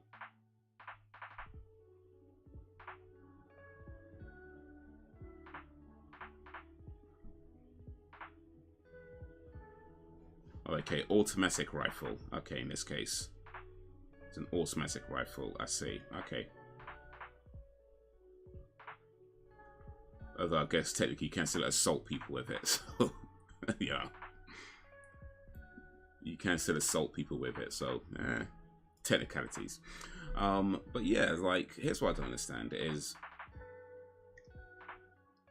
if you were born into a male body and at some point in your life you feel like, okay, you're supposed to be a female, and as such you make certain changes to your life and your body and whatever. It's like, okay, that's your choice, okay. But ultimately the fact is you were born into a male body. You spent at least some portion of your life in that male body, and that is your life experience, right? Which is going to be different to somebody who was born into a female body and just lived their life as a female in that female body as they grew up and grew older. You're going to have different life experiences. You're going to have different, I mean, people just have different experiences anyway, of course, but specifically, like, you're going to have very different life experiences and very different ways of seeing things than somebody who just didn't have to go through that. So knowing that, why would you try to put yourself into the same spaces as people? And you know, like, you know what I mean? Like, it doesn't make any kind of sense to me that you try to put yourself in the same spaces as people who were just born women and stayed women, because it's not the same. And I know there's going to be people out there saying trans women are women. Come on, let's keep it real now. Come on, like, you're not, like, I mean, I'm even trying to be rude about that. Like, end of the day, that's your business, that's your life, that's your choice. But come on, like, the fact that you have a person who's born into a particular body and then make changes, but that's not the same as somebody who just never did that. It's not the same, you know. It's two different things. It's not that one's wrong or whatever. Like, that's your business. Live your life, have fun, you know, be happy. I ain't saying that, but it's not the same. Like, if you go to the doctor with an illness and the doctor has to give you medicine, and you choose to have the medicine that's designed for a female body, knowing that you were not born with a female body, it's probably not going to work so well. You know what I mean? Like, it's probably not going to work so well. So it's not like, you know, this is whatever. I mean, like, again, live your life. Everybody's human. Everybody deserves respect. Well, until you don't. But, you know, live your life. Be happy. You know, it's whether you're born that way, whether it's choices, whether that's you know, we're all human. We all deserve respect, love, and compassion. But let's not lie to ourselves. You know what I mean? Let's not make stuff up and change, like, certain facts, or try to change certain facts, because it's just not that, you know. Like, if I decide that, you know, actually I identify as a woman and I feel like I was born in the wrong body and I should have been a woman, I can decide that if I want to. You know, I could go have an operation and transition if I want to and take the hormone replacements and this, that, and the other. I can do that. And I can live my life as I want to live my life. But for me to then say, well, I'm exactly the same as somebody who was born into a female body and lived their life as a female and never had to worry about gender dysmorphia or anything like that, or never had to go through any kind of operations or hormones or therapy or anything like that. To say that I'm the same as that person, or I have the same experiences, no, you don't. You don't. And to sit in those places with women and try to talk about things that are, you know, unique to female bodies, as if you now have a right, like, you know, when people talk about having periods and, you know, things, it's like you don't have that. You know, you don't have that. And of course, I know, like, not every woman can give birth, and that's a whole other thing as well. Not every woman is able to give birth due to maybe various things that might have happened, and, you know, so yeah, I get that. But a woman who is not capable of giving birth is not the same as a man who transitions to a woman. It's not the same thing. You know what I mean? It's not the same thing. You don't get to put yourself in that category and act as if you know what it feels like, because you don't, you know. So yeah, live your life, be happy, have fun, be positive, be kind. I ain't saying that, but let's not lie to ourselves about what is happening, because you shouldn't feel, I mean, I don't want to speak out of turn, but I don't think anybody should feel ashamed of who they are and that kind of thing. Like, you are who you are. For better or worse, you are who you are.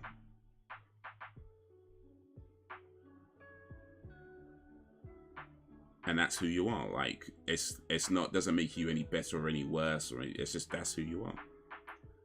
But start lying about your body, or lying about your experience, or lying about what things. Nah, come on, let's not do that. Let's not do that.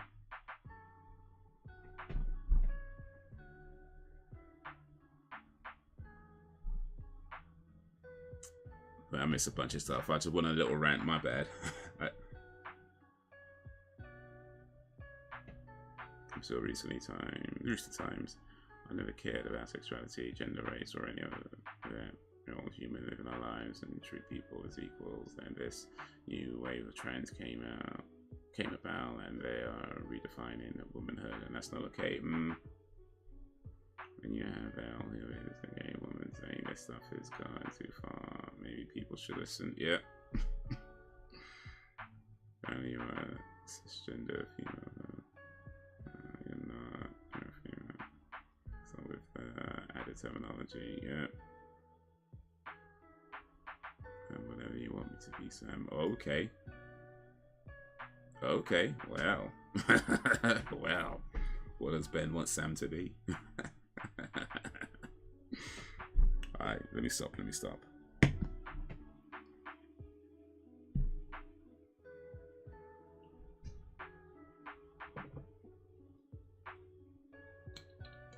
But yeah, it's just not, like, if you're a transgender female or transgender male, okay, that's who you are. You know, that's who you are. You know, I'm not down with people like insulting you, or I'm not saying that. You know, you deserve the same level of respect as anybody, which, let's be honest, isn't that much. maybe we should be kinder to other people too. But yeah, you deserve the same, you know, level of respect and compassion and kindness and opportunities. Yeah, let's just not lie about it, though. Let's not lie about it.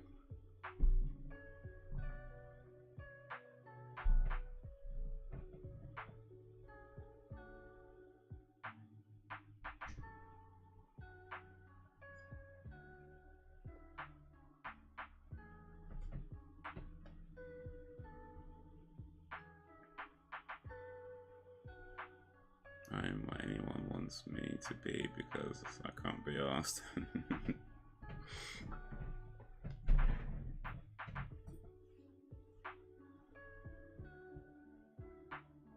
Oh, the little prince is stuck, or is he?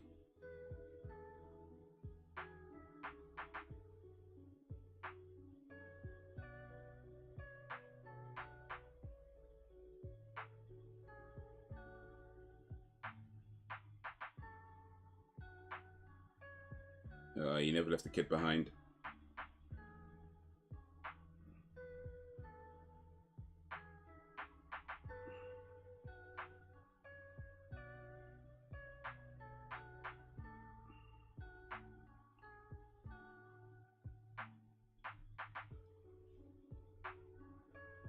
And we'll have a concealed carry on me.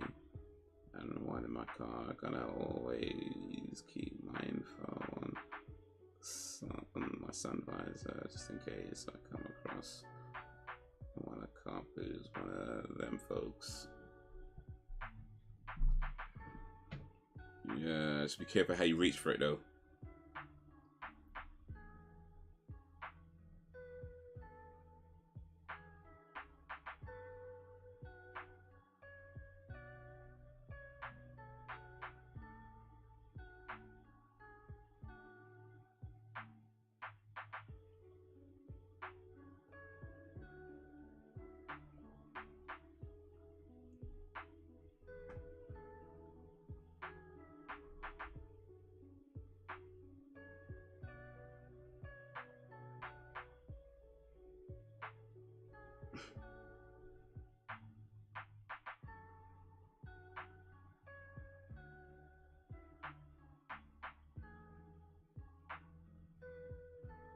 Huh.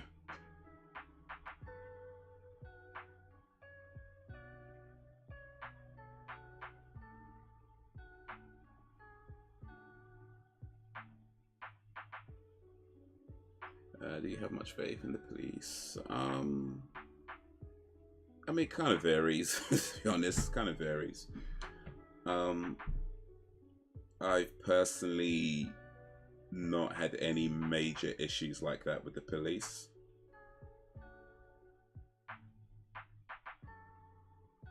Like, I would say most of my personal interactions with the police have been positive, and the negative ones haven't been that bad. But yeah, at the same time, just because I've been relatively okay doesn't mean these things don't happen. And you know, I see these things happen, and I know people who have been through a lot of unnecessary stuff with police. So it's kind of like, yeah, I mean, I don't feel like every single policeman is a bad guy, but also understand that it's not about whether all police are bad or not. The bottom line is there are enough bad police for it to be an issue, and perhaps not enough good police for it to stop, you know. So yeah, there is a problem, you know, for sure. There is a problem. Hopefully that problem is, I mean, I haven't been following all the news lately, so hopefully that problem has gotten better over the years. I don't want to say what it's like now because it's not something that I'm always paying that much close attention to. But certainly in history, you know, yeah, it's been a problem. So, yeah, I mean, the police do a job. I think for the most part, they probably, well, no, actually, let me be fair. For the most part, they do a good job, or at least ostensibly do a good job. But yeah, it's one of these areas of work where I feel like you need everybody who's doing that job to know what they're doing and to be able to do it properly. You know what I mean? Like certain types. I think, in fact, Chris Rock said something like this once, where he said like, there's certain jobs you just can't be bad at. You know, there's certain jobs you can't be bad at. You can't be a doctor and be bad at your job. Like you can't be a pilot and be bad at your job. And I feel like police is one of these jobs where you just can't be bad at it. Like, you know, you need to. And the unfortunate truth is that, yeah, not every police is good at their job. Some are very incompetent, and some have other biases as well. So yeah, I mean, like I said, personally, I've been okay. I know there's plenty of other people who have been okay, but also there are plenty of people who haven't, you know, so, yeah.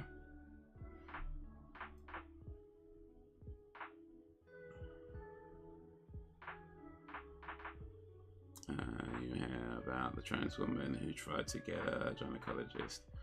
She couldn't, so she claimed she was discriminated against. That was funny. Wait, so trans woman, as in that's born male, transition to female, right? Wanted to get a gynecologist and couldn't. I mean, she probably needs, like, I don't know, a plastic surgeon or something. I don't know. Might need something else. Might need something else. My cops like that. Smiling cans for me. And I call okay. Well, I meant, yeah. The female not trying to place, especially with events that have been documented in recent years.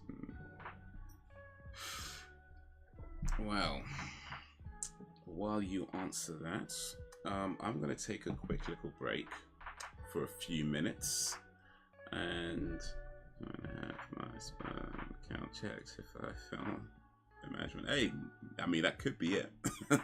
I'm just saying, anything's possible, right? Anything's possible. in this world, there's strange things have happened, so it might not be a bad idea. It's like, you know what, I feel a bit manly today. Anytime you wake up and you feel like, you know, making a boat or something, like just doing some woodwork and like fixing something, like, you know, maybe I should get my sperm counted. Like, that could be it. But yeah, I'm gonna take a quick little break for a few minutes.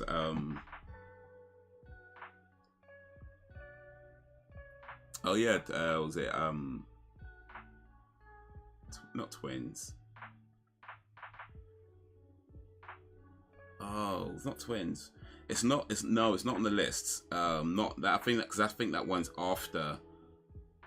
We're ending on True Lies, and I think that came after True Lies. But I know the movie you're talking about. It was with Danny DeVito. Alright, you know what? Let me take a little break. I'm gonna come back. We're gonna talk about that, and we're gonna talk about Red Sonja as well. And then of course talk about a bunch of other stuff because there's a lot to talk about. So I'll see you guys in a little bit.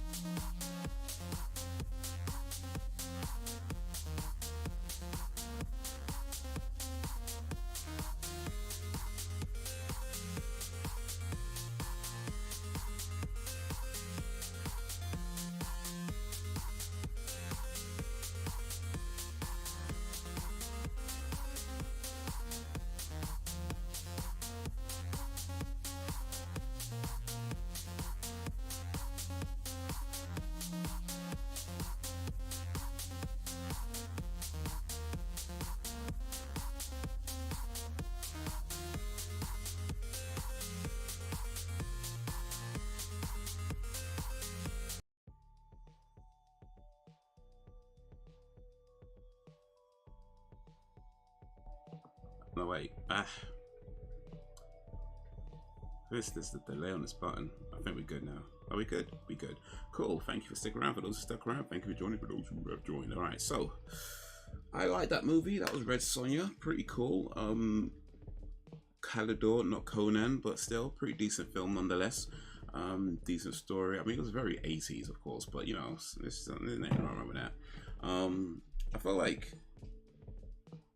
the way Arnold Schwarzenegger's acting style and Brigitte Nielsen's acting style don't quite go well together. In my opinion, they don't quite work. Like, if it was just one or the other, it might have been fine. But I think both of them, it just didn't quite work for me.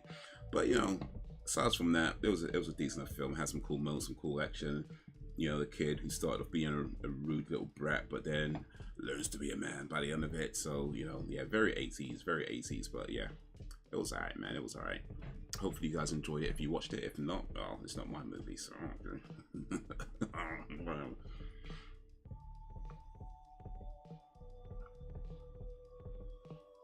See how much experience with police ban and security, though I have had negative experiences. So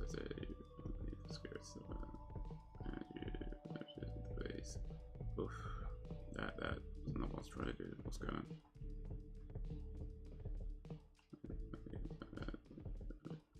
Let's remember what it was about.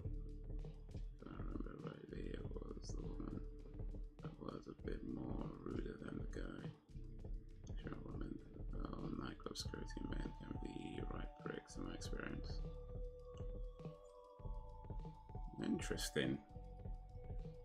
Interesting.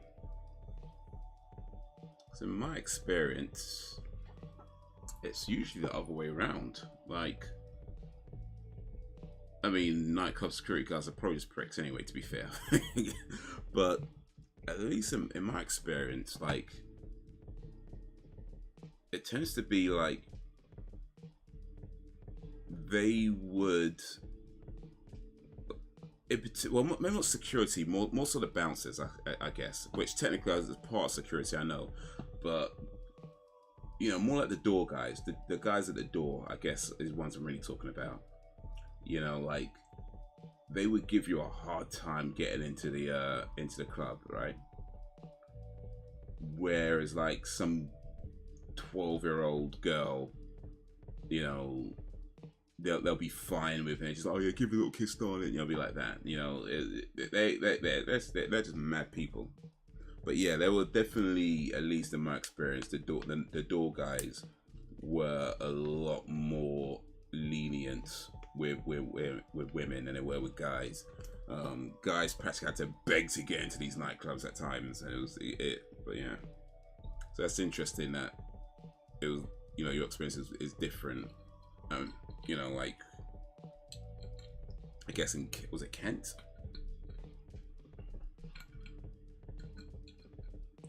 West London bouncers, though.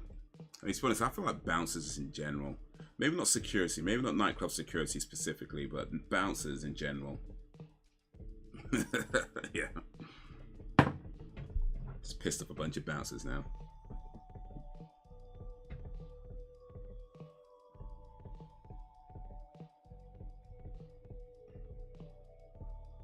But then again, I suppose I'm looking at it from a male's perspective. And maybe that's the difference. Maybe I'm just not, or at least at the time, wasn't really seeing, you know, how women might have been treated, and just seeing like, oh, they gave me a hard time just getting in. And not seeing maybe the bigger picture or the other side of it. Maybe that's what's really happening.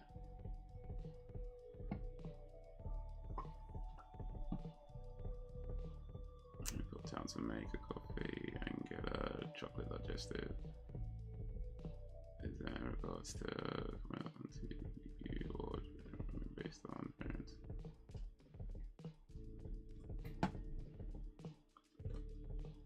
Bit late in the day for coffee, ain't it, Ben? I mean, you're in England, right? Or wait, I think you're in England. I think I'm. I mean, you don't gotta tell me like your address and all that, but I'm pretty sure you're in England. And if you are, then yeah, a bit late in the day for coffee, isn't it?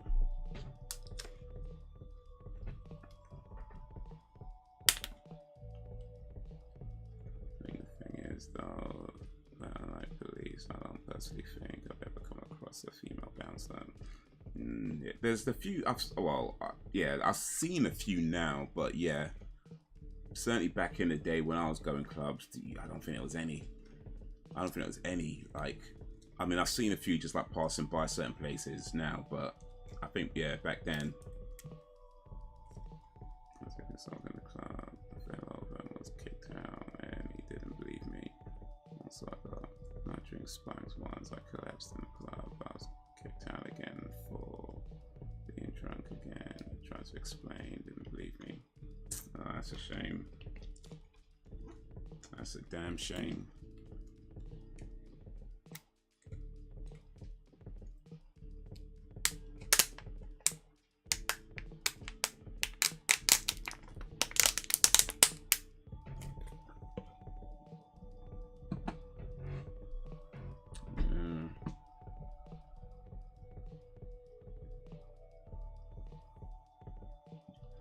Thing is though, is like you'd think that if your job is to secure a place and something like that is going on, whether you believe the person or not is irrelevant. Like, you should still check into it,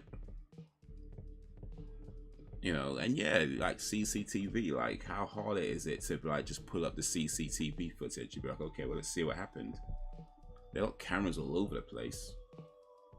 And maybe the cameras don't reveal every single detail, especially like back in the day there was crappy cameras, but you'd at least see enough to know that a person's lying or not, you know? So do your job, like, mate.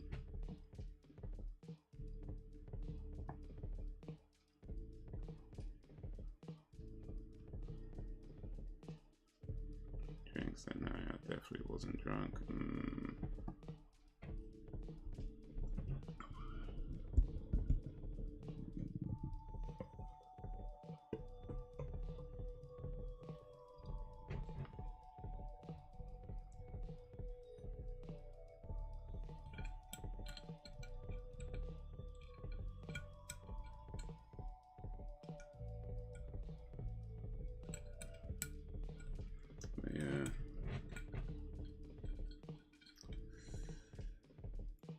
Yeah, nightclubs, man.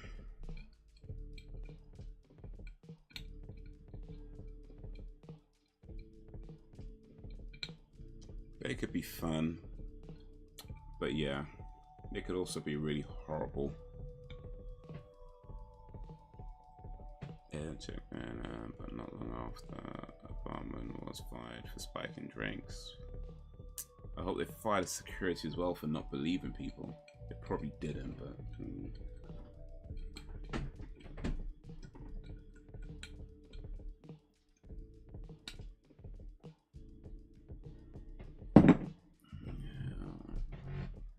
should have faced a lot worse than that. Just being fired, I reckon he was.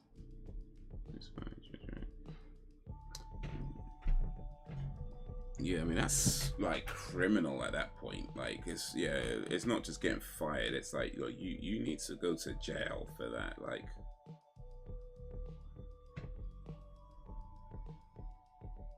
you fire somebody for being incompetent at their job. You send them for jail for being a criminal.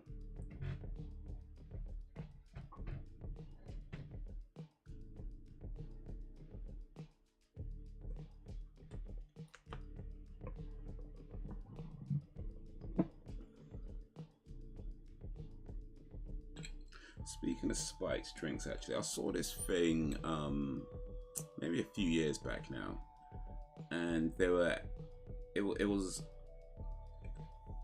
like, I think it was like a nail varnish type thing, or some kind of thing that you put in your nails, right? And the idea was that if you before you drink, right, you know, you put, it was for ladies, like, cause it looks like nail varnish or something like nail polish or whatever, right? But the idea is that, you know, you dip your finger in and stir it around, just all playful, casual like, before you drink. And if it changes color or something, then you know the drink is spiked. And that was kind of thing behind it.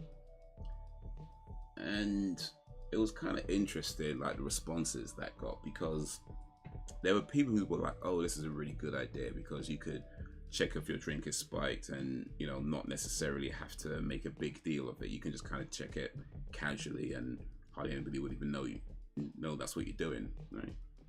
But then other people were like, no, this is terrible because it's just one more thing women have to do, you know. And the idea of, you know, if your drink gets spiked and you didn't have the nail polish, that it's like the extra blame is on you because you didn't have the nail polish to check, and so it's like one more thing women have to do. So I mean, I guess I kind of see it from both points of view, but I guess where I fall ultimately is that anything you can do to protect yourself that doesn't impede you doing the things that you want to do isn't really a bad thing. But I don't know, maybe I'm looking at it from my male perspective and have no clue.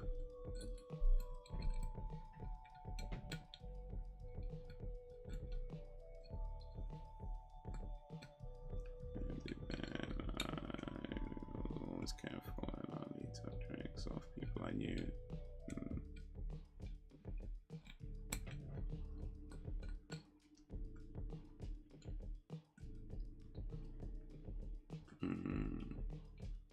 Be careful, so like you are.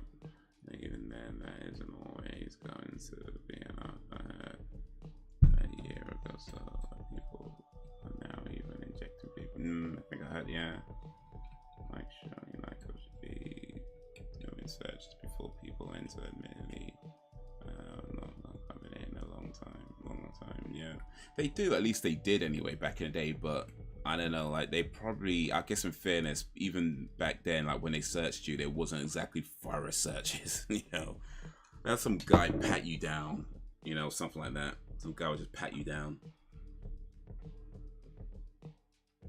Like if you really wanted to sneak something in, it's not the hardest thing to do. I mean, maybe they check a bit more thoroughly now. I wouldn't know, but certainly back in the day, like yeah, some nightclubs, that's some guy that would just pat you down.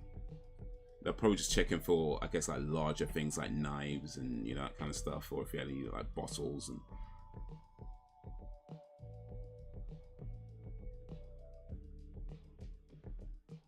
sometimes they'll make you check your coats, like if you had like keys or stuff like that with you, you had to put them in a thing and like check it at the coat check thing, and you collect it when you come out. I remember some clubs did that, which is kind of annoying because like you pay like £2 something for to check your coats. And it's like, man, I'll wear my coat. You know, I ain't trying to.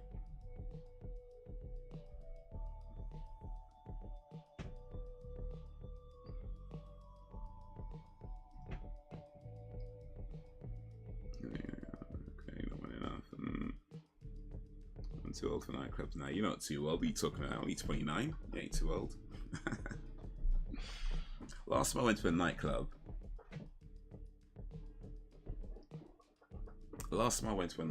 I think I was 30 something. I don't remember. Like 30, 38 maybe, 37, 30, yeah, around about that kind of age.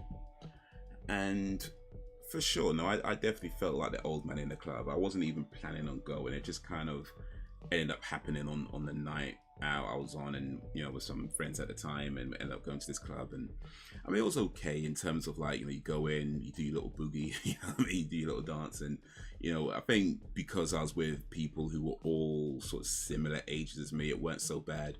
But definitely like looking around, you know, like yeah, you feel like the old man in the club. Like you're looking around and it's like all the gal them and just like, you know, early 20s or whatever, like late teens, early 20s, or that kind of age. And you're just like, I ain't trying to chat to none of you.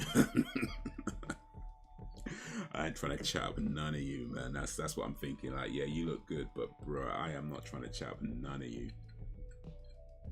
that's just not happening. I ain't trying to do no winding up kind of, not like back in the day when you get into a club, you start winding up on some gal. It's like, yeah, man, you don't know it, she don't know you.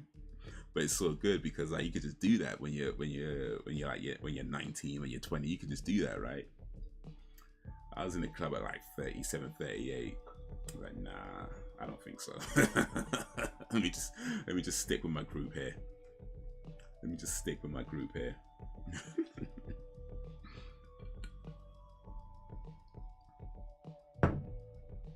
we see you, Boogie? Nah, I don't think so.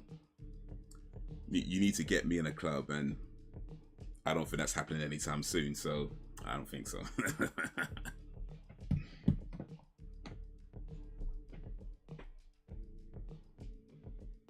Oh, price thing, quite frankly, not my scene, yeah. Big clubs have to do more ways to protect you, because we still need to be accountable for ourselves. But if there is an issue, we should be believed. Yeah, indeed. At the very least, need to be taken seriously where they're checking it and not just like going, oh no, like just get over it, because you know, people just don't want to do their jobs and just being lazy like that. That's just not okay. Get my CCW. It shouldn't be mandatory for wanting to keep yourself, your protein, your others protected. I'm gonna do it to be a responsible legal gun owner. I don't know what that is. CCW. I'm guessing that's some kind of certificate. You said it shouldn't be mandatory. I mean, I don't know. Like, I mean, like I said, I don't know what it is, but being a certified sounds like a good idea if you're talking about holding a firearm, right? Surely if you're going to have in your possession a firearm, you should have it registered and certified and have something that shows you know how to use it. Like, I don't know, that sounds like I don't know, like I don't know what it is, but like, you need a license to drive a car. You should have a license to have a firearm. That just makes sense, really. Let me see, what is CCW? I'm gonna try and find out what that is real quick.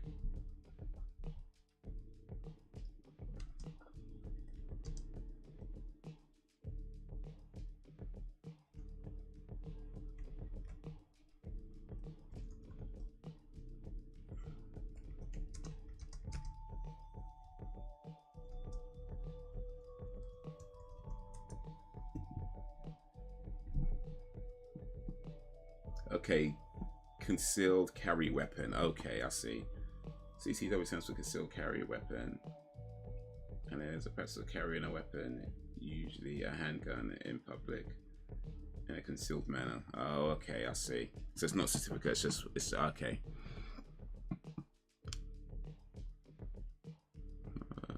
Perform to buy a few weapons and to get 2 big dogs for when I move out. She's already gonna buy those doorbell cams. Okay, like the ring alarms, yeah, ring bells. Where are those doorbell cams? There was some story recently of Amazon snooping on female in their house using those sorts of cameras. That's probably true, actually, but I imagine it's probably true for web cameras as well. Like, there's all kinds of like software and things and stuff that you download and don't even always realize. I'm not even talking about malware or anything like you know, blatantly malicious like that. Like, there's probably all kinds of stuff. Like, you know, you have your terms and conditions on your phone when you download a new app or whatever, and it's got them terms and conditions that nobody reads. You know, there's probably all kinds of people spying on you and listening in, and so yeah, like,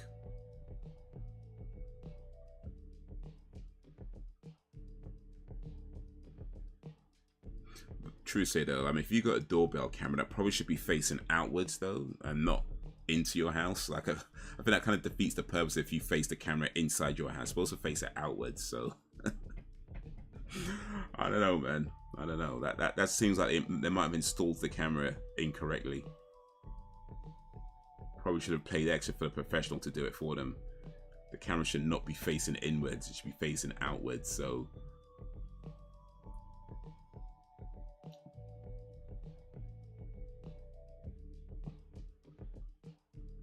still carry weapons permit, and it's an infringement and redundant. Was trying to buy a gun because of a crazy ex. She had to wait a week or two, and he ended up deleting her. Yeah, I mean, I understand that there's stories that that happen, the things like that happen. I'm just saying though, in the grand scheme of things, it makes sense to have permits for guns. Like,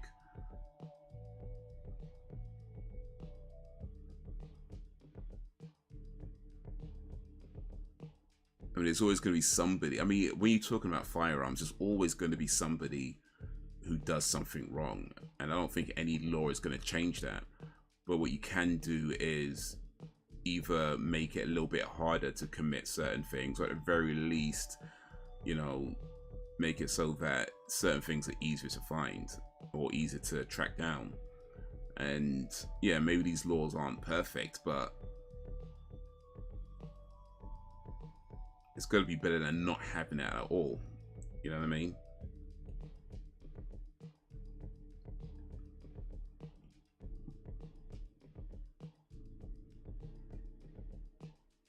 And maybe the real issue is not so much the permit for the weapon, or maybe the real issue might be that there's nowhere for people to go when they have domestic issues. You know, when you have like somebody who's living with a partner who's highly abusive, and there's just nowhere else for her to go. You know, like Sam was saying about not being believed. That's a common thing that you hear women say when they talk about, you know, domestic violence or rape or sexual assault, like not being believed by the people who are supposed to be protecting them. So maybe that's more the issue rather than the concealed carry permit, is that there's nowhere for people to go when they should have a place to go, you know, or people not taking them seriously when they're talking about these things, you know.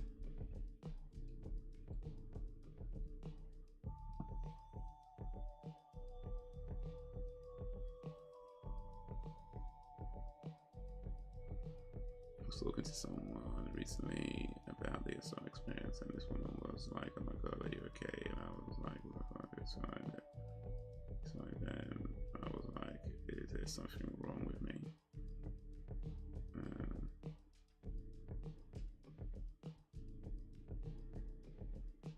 Well, there might be something wrong with you, but it's not that, Sam. It's not that.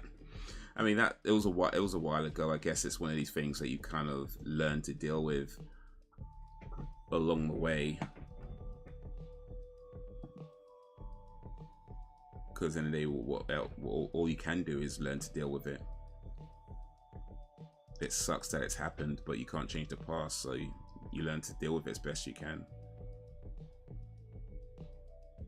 It was one of the worst. Talking of which, were you one of the 100 million new sons? You know, actually I did. But only because I just wanted to reserve my username. I haven't actually posted anything on it, but yeah, I just wanted to reserve my username because when Snapchat was blowing up, I didn't want to join Snapchat because I didn't really care for it. But I thought to myself, you know what, let me just reserve my username, and somebody already taken it. Somebody already taken it. So I was like, all right, let me just reserve my username. That way it's there. I haven't actually posted anything. I haven't really looked up anything on it. But I just reserved my username, so that's done. That's all right, cool.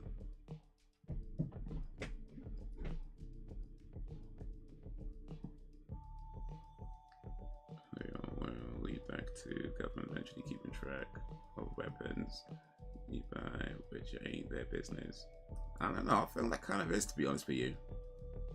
Like I mean, like I say, if you buy a car that gets registered with the government, it just makes sense that if you own a gun, your name should be registered as the legal gun owner with the government, or at least some kind of governing body, if not the government itself. But yeah, some centralized organization that keeps track of which gun belongs to who.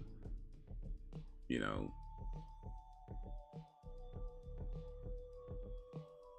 I don't know. That seems like a good idea to me, to be honest with you. Like, I get it. Nobody likes the government in general, but you know, they have to be they have to serve some use. You know what I mean? They have to have some kind of purpose. You think yes, I normalize.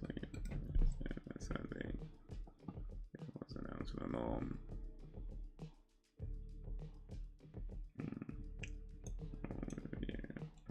Everyone has their way of trying to deal and cope. Yeah, indeed.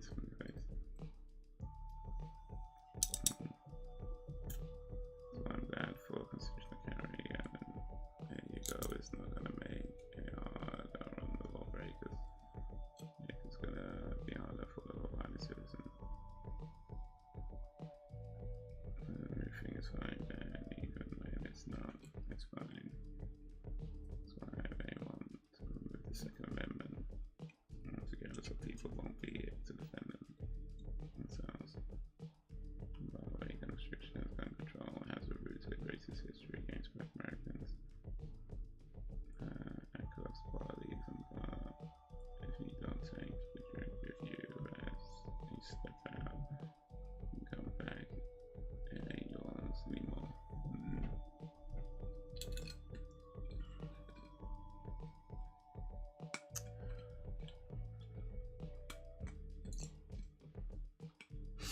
Yeah, I don't know. I don't know. Yeah. I think a lot of us do have this habit of saying things are fine when they're not. Especially in the moment, we just get used to saying, yeah, it's fine, don't worry about it. It's fine, don't worry about it. We just get used to saying it. And you know what, sometimes it is fine. Sometimes it's not a problem at all, or at least not a big problem, but every now and then, actually, it is an issue. It's just unfortunately we don't always have someone who can actually talk about our problems with, and that's another shame of the world we live in as well.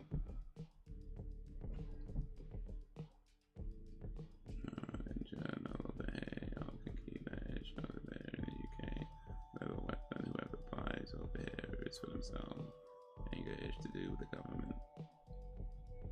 Even though there is men in the world, I still defend men when I think men are targeted too much. So I ain't better.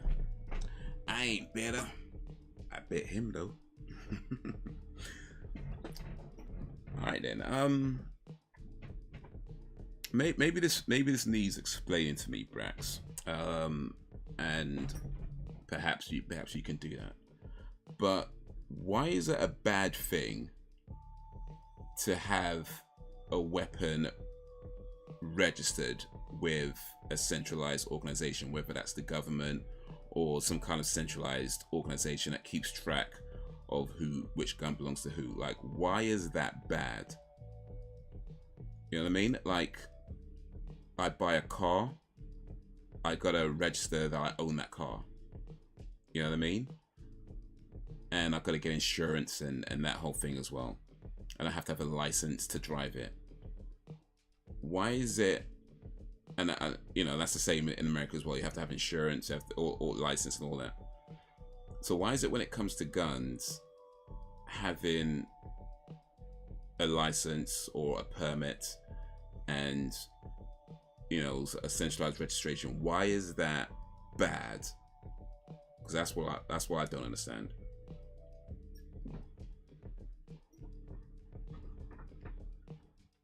I think a person would say you would better Sam.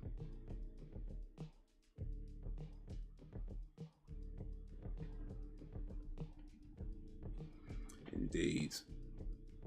Indeed. But yeah, life just sucks sometimes. Let's be honest. Life sometimes just sucks. And we don't always have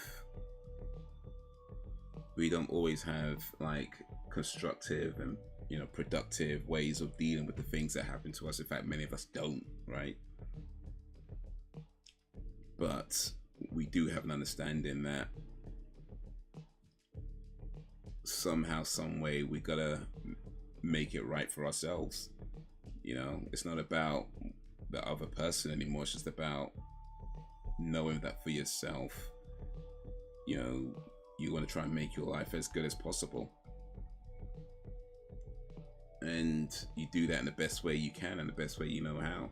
And maybe that's not the best way to do it, but it's the best way you know how, and just try to make it work. You know, try and make it work.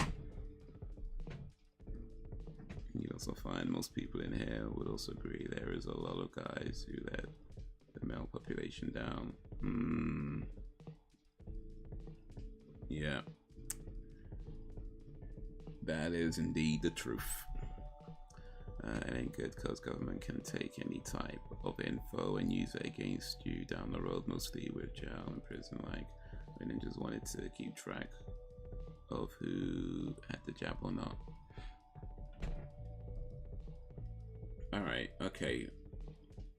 Honestly, I'm not so much sure I'm getting it. Okay, so if I have a gun, right, and I register that this gun belongs to me, so the government has that information that this, I don't know, AR-15 or whatever it is I am the legal owner of that gun. Okay, what can they do with that information that works against me? Like, how can they use that to against me that I legally own a gun? If they know that I legally own the gun, like, what can the government do with that information that negatively impacts me?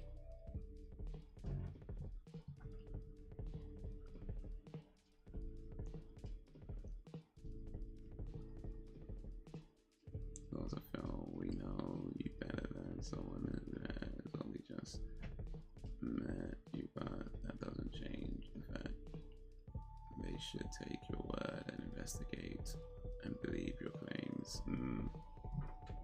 That's the thing, isn't it? Like, for me, it's like, okay, you might not believe somebody, you might think somebody's making it up. Maybe you heard that story a million times already because you've been doing this job a long time, and 99% of the people who said that job were just making it up. Maybe that's the case, right? Even still, regardless, like, your job is to check what's going on. Your job, if somebody comes to you with a complaint, with an issue, with, you know, saying this is something that's happened, your job is to check into it, like bring up the security footage, you know what I mean, like, or whatever, you know, not just like fob it off because like 99% of whatever happened before or whatever reasons. Like, do your damn job. Like, it's not that hard, and if it is hard, then you need to find another new job, right? Quite frankly, like, if you can't do it, move over and let somebody who can do it do it. For people to be sitting there collecting the paycheck and not doing nothing, like, come on.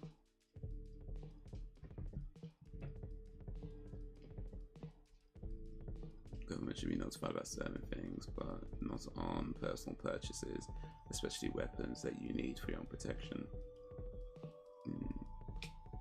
Yeah, I mean, I get that people are buying guns, like law-abiding citizens are buying guns for their protection, but we also can't ignore that, you know, you might not be buying a gun for your protection. Like, if I could buy a gun and it's not registered to me or anybody, I just have it. You know, I walk into a shop and I'm like, all right, here's 50 quid, give me a gun and some bullets. And it's like, all right, let's walk out. You know, like I was buying a toaster or something, and I go shoot somebody. It's like, there's nothing on that weapon that is registered to me or anybody, right? So that can literally be anybody. And I know there's investigative crime detectives that can, you know, figure these things out, whatever, and check security footage. But if you just had a system that was like, okay, this gun is registered to this person, at the very least, if I know this gun is registered to me, I'm probably less likely to go shoot somebody with that gun. You know what I mean? Like I said, I understand these rules, these laws don't, strictly speaking, stop crime altogether. But at the very least, it's like, if that gun is registered to me, I'm probably not going to go commit a crime with it. Whereas if it's not registered to me and I just have it, it's like, because I pay cash probably, you know, just pay 50 quid cash. It's not registered to me, it's not traceable. Like, yeah, maybe I get a little bit desperate one day, you know what I mean? Like, I don't know, I'm just saying, like, yeah, there's certain things where it's like, yeah, the government don't need to know everything about you. I 100% agree with that. you know, and I certainly don't believe the government has our best interests at heart, you know, like they're bare corrupt. I get that, you know, and there's all kinds of things that they be doing that we don't know about, all kinds of shady things they be doing. That being said, certain things I'm okay with, like certain things being registered with a central body. Like I said, it doesn't necessarily have to be the government specifically, but some kind of central organization, like insurance, for example, like that's all registered with a central organization. That's not the government, but there is all registered somewhere, you know. It's certain things just make sense. You know what I mean? Certain things that make sense. I mean, the amount of information we give out on Instagram and Facebook and all these other social media sites, having my name and address for a gun that I own, it doesn't seem like that big a deal. I'm just saying, like, I'm sorry, Brax. I'm not sure you convinced me that it's a bad idea to have an unregistered, for everybody to have unregistered firearms. I get that people want to protect themselves, and you know that's fine. I'm not saying that, but at the same time, that feels like all the more reason to have it registered, so that if something happens, it's clear that this is what you did with that gun, and then there's no, or at least very little issue as to what was going on.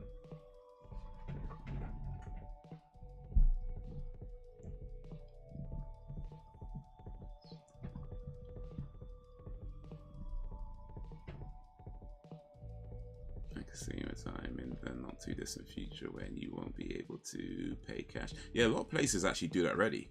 Well, maybe not a lot, but certainly a reasonable number of places do that already, where they just don't accept cash. It'd be card only. So yeah, I think that's a very likely future. Certainly in the UK anyway. I don't know about other parts of the world, but certainly in the UK, I think that's a very likely future where, well, I say the UK, let me just say London, because that's my experience. But certainly in London, I think that's a very likely future where you can go into a shop and you just, yeah, even if you're buying something for like 2 pence, you'll be paying by card.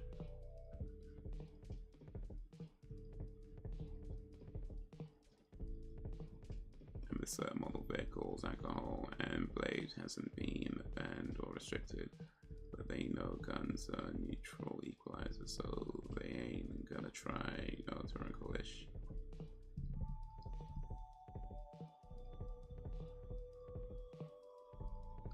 I mean, alcohol, I mean, don't you gotta be like 21 to drink alcohol though, so. I mean, I don't know about blades. I know in the UK you gotta be 18 or over to buy a knife.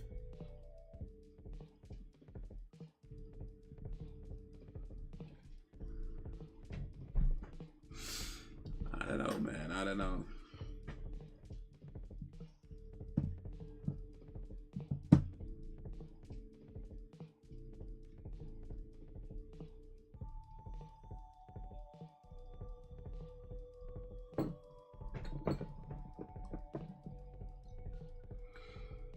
But yeah. I don't know. So here's my question for the UK folk, because Brax, you've already answered this question plenty of times, so it's all good. But here's my question for the UK folk, or let's say the non-American folk actually, because maybe not all of you in the UK, but for the non-American folk right now, assuming you live in a country where you cannot buy a gun legally, like the UK. Well, you can, but you know, not in normal circumstances. But if the country you lived in changed the law where you can purchase a gun in a shop, in a regular sort of high street shop like Tesco's or whatever, and all you needed was, you know, like an ID to prove that you're over 18 or something like that. Oh, Sam's back. Let me not forget. So, like, if the law changed in your country where you could purchase a gun easily, or relatively easily, would you buy one? Like, or would you want to buy one? Would you want to own a gun if you could buy one legally in your country? If the law changed where you can legally buy one, would you want to own a gun? I would say that I would, but I wouldn't have any bullets for it. Like, I would buy a gun, like something like a Smith & Wesson, like a Magnum. I just wouldn't buy any bullets for it, because I ain't gonna lie, I like the idea of owning a gun, but I wouldn't want any bullets for it. I'd be like, I just have the gun, but no bullets, and just like maybe keep it on the wall as like, you know, like you go into some places and they got the guns on the wall as like just like a, what you call it, like a mantelpiece type thing. That's what I do. I just have it like on the wall.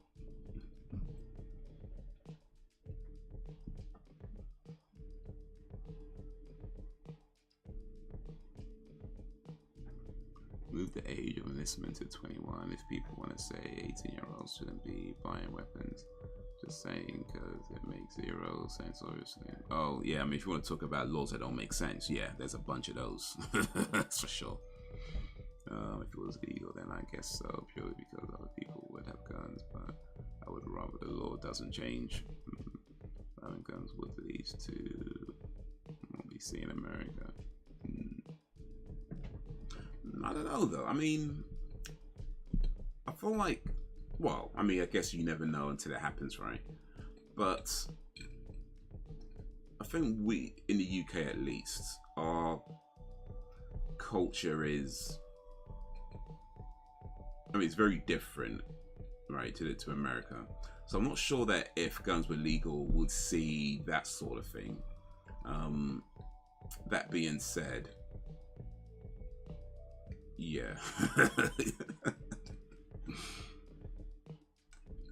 It may be better, it may be worse, but I don't necessarily, I don't think we'll see the same thing in America, just because culture is very different, and so different things would happen just based on that, right? But whether what happens would be a good thing or a bad thing, or somewhere in between, just because it's different don't mean it's good. You know what I mean? It might be a lot worse. I guess we wouldn't know. Personally wouldn't buy a gun, but I would support your right to buy one. Do you feel we have become very Americanized though? Actually, you know what, to be fair, yeah. I mean, there's definitely parts of UK culture that's been heavily influenced by American culture. That's definitely fair to say. And maybe in some respects we have become Americanized, but I don't know, I do feel like ultimately we do maintain our Britishness. Of course, that means different things to different people in and of itself, but yeah, there's definitely American influences in British culture for sure.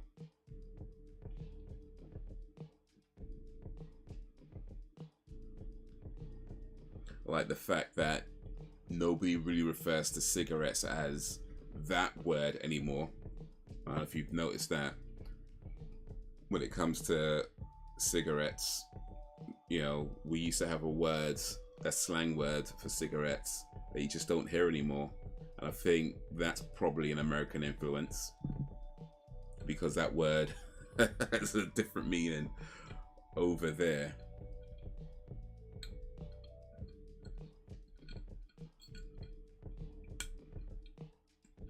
But yeah, I think part of the way we've become connected, of course, through the internet, through social media, through just all the kind of different news as we hear all the time. Yeah, there's definitely a lot of American influences, and I guess other influences from other countries as well, but certainly a lot of American influences on British culture. But yeah, for better or worse, we do still maintain our Britishness.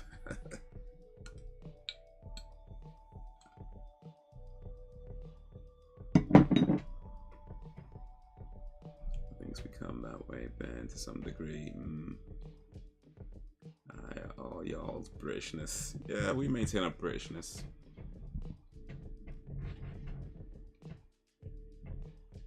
Like, I think I said this before. I can't remember if I said this before. I might have said this before. If I said this before, let me know.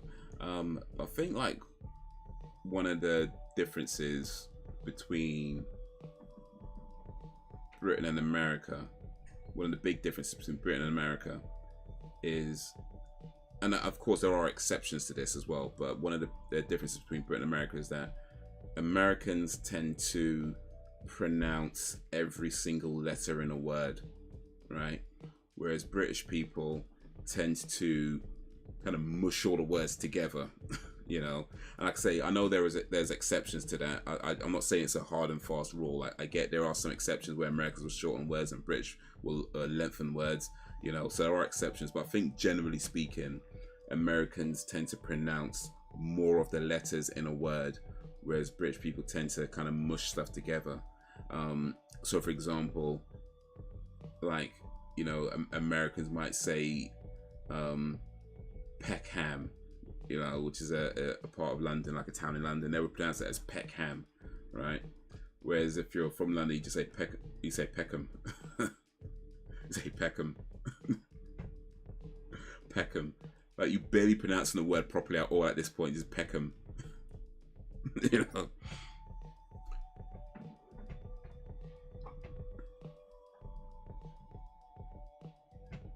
Or we would say Leicester, right?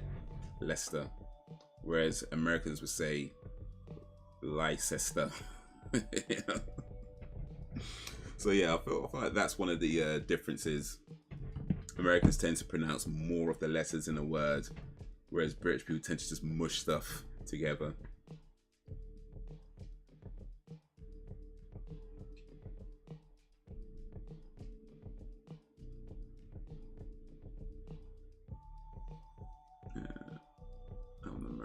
A 7 Pro 2A and black. Can't nobody tell me she. Do you like our Britishness style? I love some of that British English stereotypes. And, you know, I can keep your Britishness, keep it all. Hell yeah. Aluminum. Yeah. Aluminum. Yeah, British humor is way better on down that hill.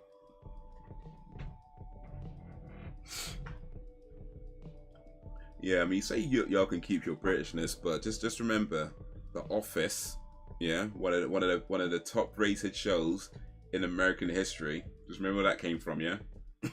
Just remember where that came from. Just saying. Just saying. If you want us to keep our Britishness, just remember where you be getting your shows. Matter of fact, you want us to keep our Britishness? Yeah, we'll keep Idris Elba on over and over on this side, yeah. You know how many actors would have to leave if we were to keep our Britishness? Right, you know how many working actors in America right now would have to leave? Like, you probably like 60%. I might be exaggerating a bit, to be fair, but I'm pretty sure a significant percentage of Hollywood actors would have to just leave if we were to keep our Britishness. You know what I mean? Like, there's a lot of British people working in America that are doing American accents better than Americans. So I'm just saying, if you want us to keep our Britishness, that might have a significant impact on the American economy. Just so you know. Just so you know. Tinfoil.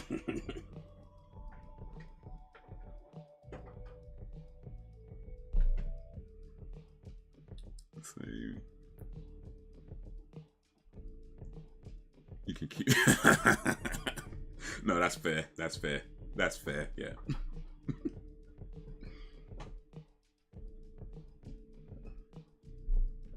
Company, PC coming. Yeah. All that France company central to over there. So ain't factual, just saying. I mean, you got good stuff. Nobody's saying American comedy is bad or American culture is bad, but let's not act like everything in Britain is bad either. You know what I mean? Like, we've had Bottom, Men Behaving Badly, The In-Betweeners, Absolutely Fabulous, the IT show, that wasn't the IT Crowd, You know what I mean? Like there's a lot. There's a lot. So I ain't saying nobody's saying American comedy's bad, but let's not act like or American things are bad. But let's not act like everything in Britain is nah. Come on, let's not do that. Let's not play that game. Let's not play that game.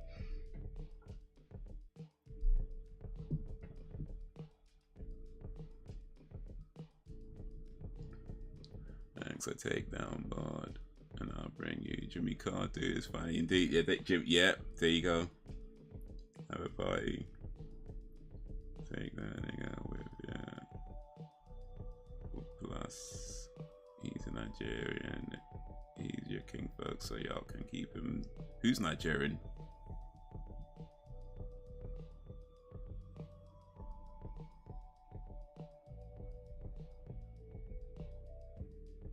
Who did I say is Nigerian? Wait. I mean, the guy from the IT crowd, I can't remember his name, Richard. What's it, Richard Ayowade? I think he's Nigerian Norwegian. Or Nigerian Norwegian heritage. I mean, he's British at the end of the day when it comes down to it. Like, you know what I mean?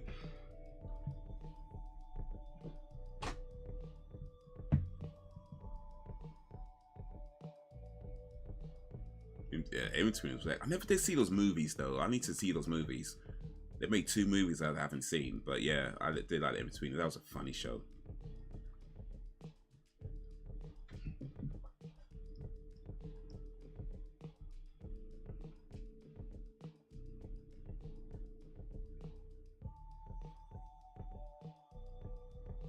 Nikki Carr. Who's Nikki Carr? I don't know who Nikki Carr is. I'm sure she's funny. I'm not going to say she's not because I don't know. But yeah, I actually don't know who that is. Sorry, dude. Let me look her up real quick. Look her up.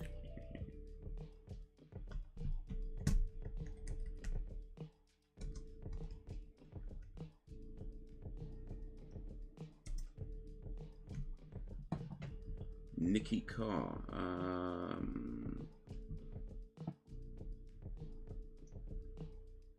Okay, last comic stand-in, top 4 uncut, Nikki Carr.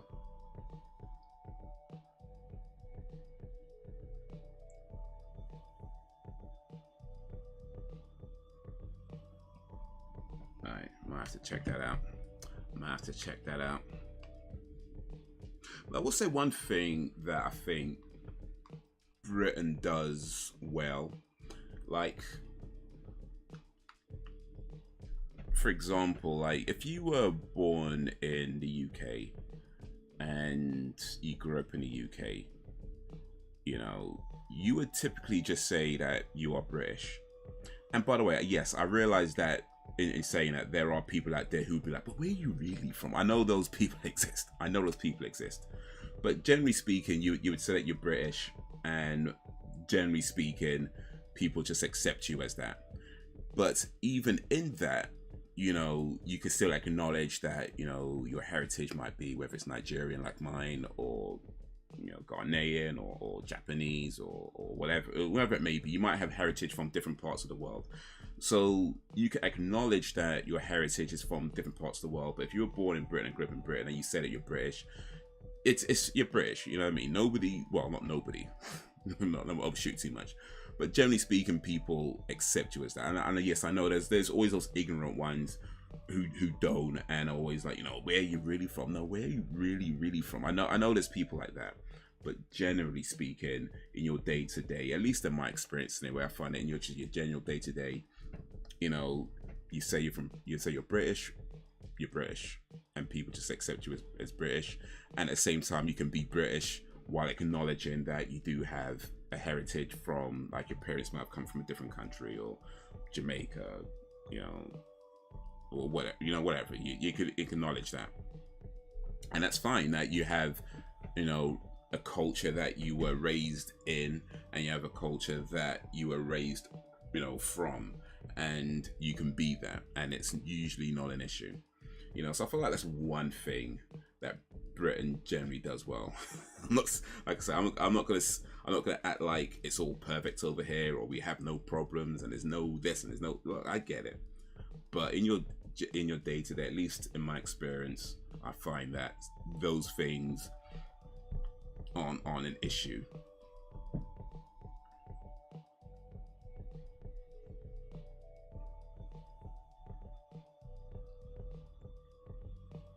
Okay, comedians, but then again, America has a humor.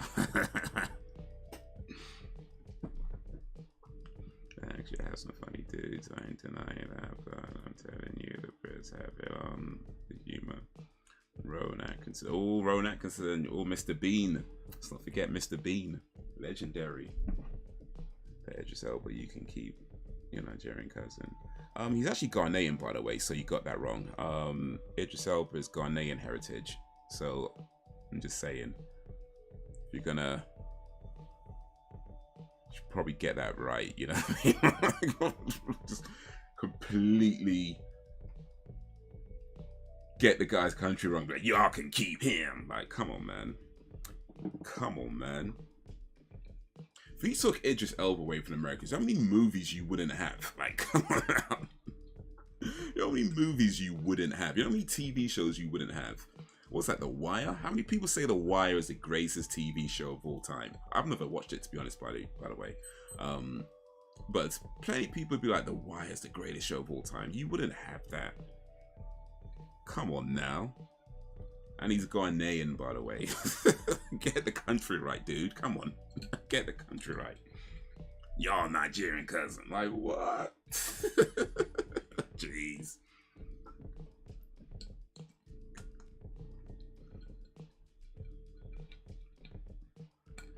Connie John Cleves. So this goes on. Basically, Brits are more easygoing. Yeah, y'all got the humor on that side. Over there though. Done no.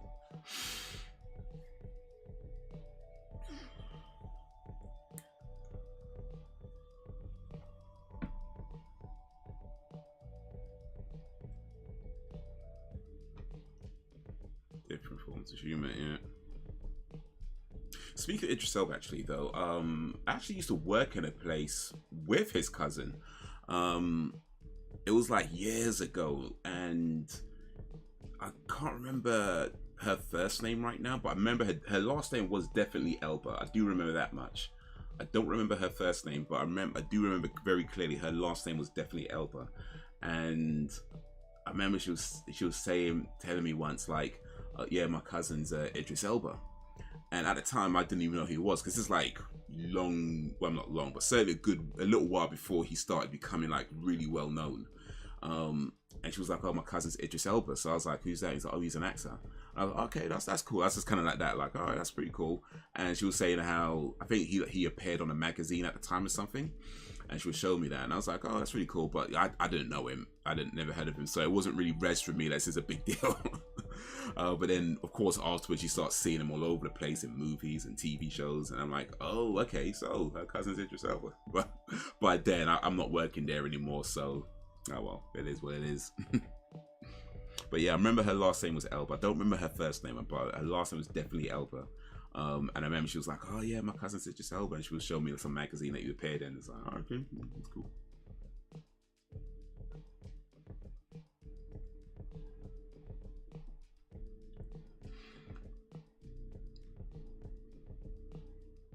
I think the big difference, I feel we are a lot more self-deprecating and can laugh at ourselves a bit more. Yeah, I think so.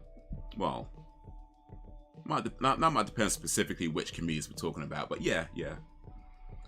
I don't give a damn what he is or ain't. Y'all can keep him. He's all y'all's. All right.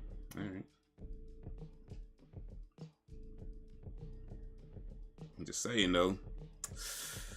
I mean, how many Marvel movies we're gonna have to take with us with that then? Oh, boy, that's how many British actors in Marvel movies? I mean, what, Doctor Strange, Spider-Man? Come on now.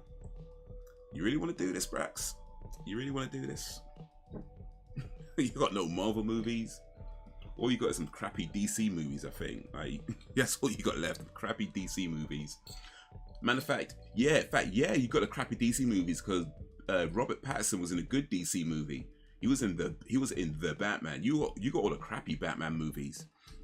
But you don't even have like the Christopher Nolan. Like that was Christian Bale who did that. He's from Wales. So yeah, do you really want to do this, Brad? Do you want to be like, oh, y'all can keep y'all, but you really want to do this? You really want to do this because you're just gonna be left with a bunch of crappy DC movies. I'm saying that's all you got left. That's all you got left. Just a bunch of crappy DC movies.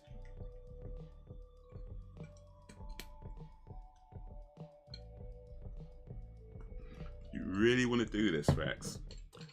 I don't know, man. You might want to think about this one before you say y'all can keep y'all. You might want to think about this one because we'd be taking a lot with us.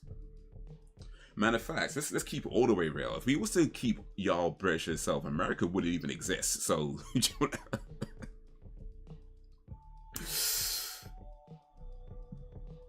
just saying.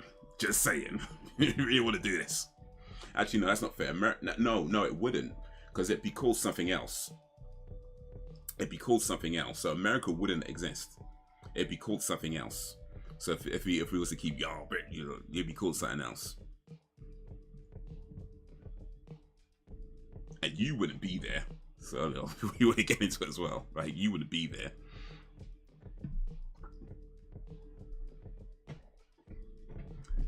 I don't know. You might even be.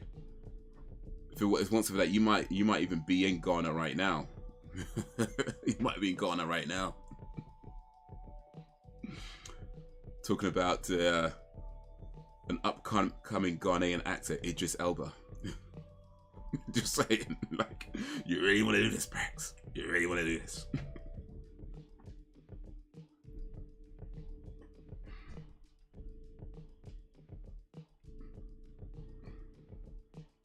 I'll definitely take Idris Elba. He's a smooth dude, man. He really is. He's a smooth dude. Like in real life, man, he's a smooth dude.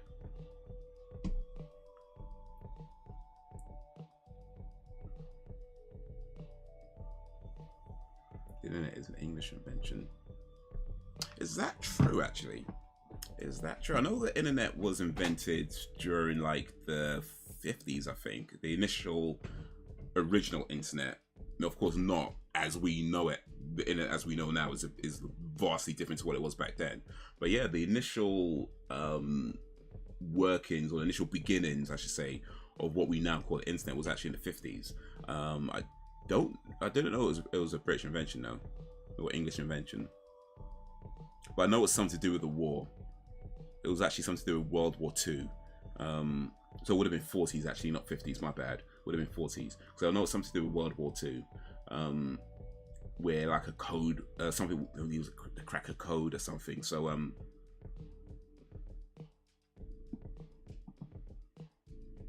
can keep in touch via snail mail. Man, not even snail mail. I have to like send people from horses.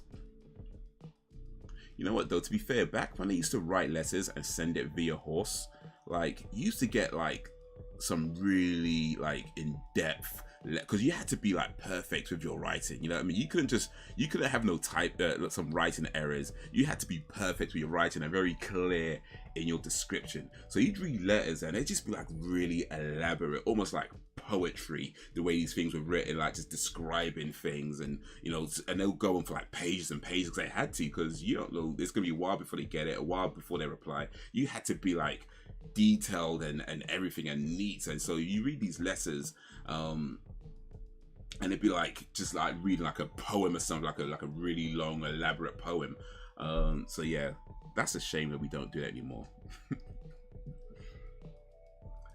Now we send text messages and like, I don't even know what you're trying to say, dude. Like there's so many typing errors in it. It's like, I don't know what you're trying to say. Oh, what is this? Like, use and analyze. But yeah. I mean, I think, well, I guess technically that still does happen, but it's probably a much harder job now. Everybody just writes the same bullshit way now. It's like, nobody practices writing, so we all just write the same kind of scrawly ass rubbish handwriting by now. People who analyze handwriting for a living, it's just like this. It's looking at it like, I mean, it could be a 35-year-old male or a 6-year-old. I don't know. Like,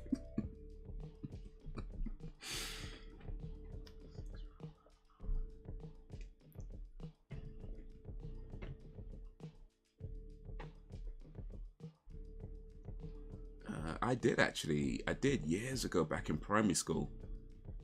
It wasn't very long though. I don't remember. I don't think it was for very long.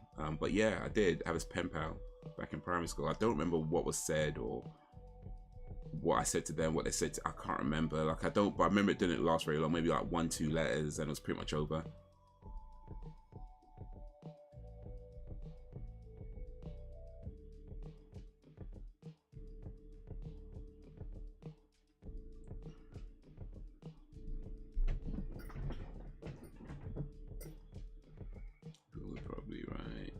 Text language. How are you? What you up to? Just a quick message before work. Yeah.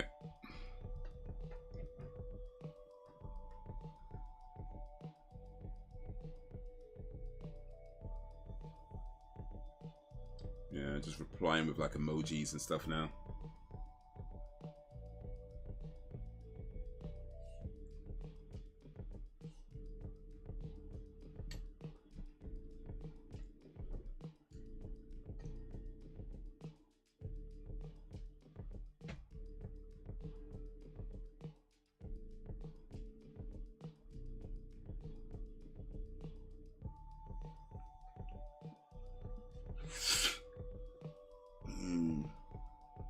Yeah, man. Back in the day.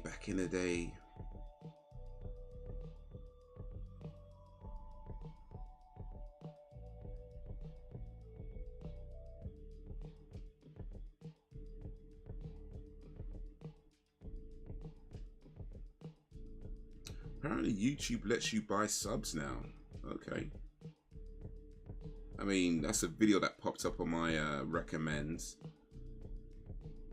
I'm not sure what they're trying to tell me, but they recommended that I watch a video called YouTube lets you buy subs now. Well, it has a question mark, so maybe they don't quite let you buy subs. I guess I have to watch the video to find out exactly what he means. I see your tricks. I see your tricks. I seize your tricks.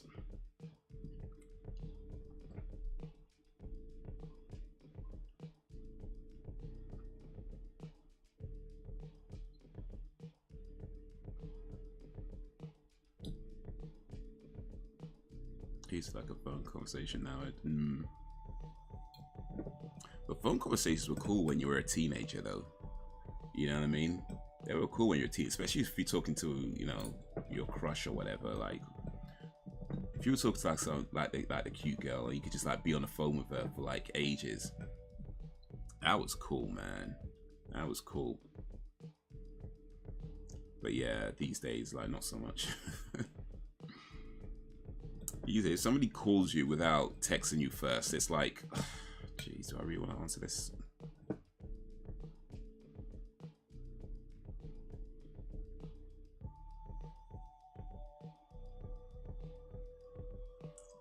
Oh, have you seen that? Let me try to find this actually, because there's this funny clip going around of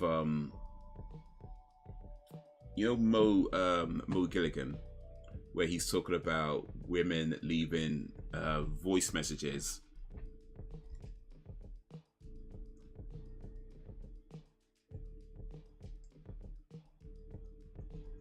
I'm just so I can find it.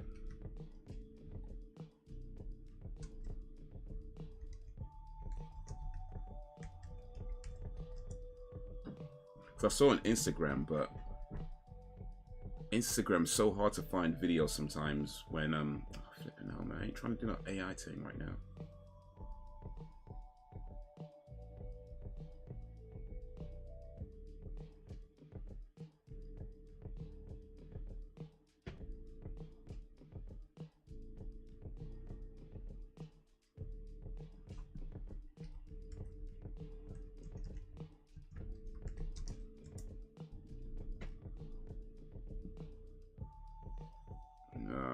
I'm not sure I can find it.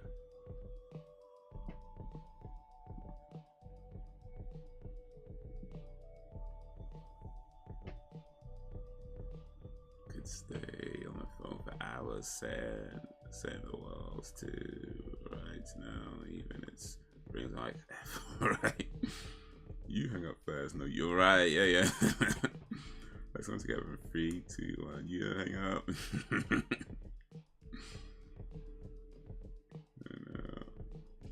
You know the way. Be right back. Alright.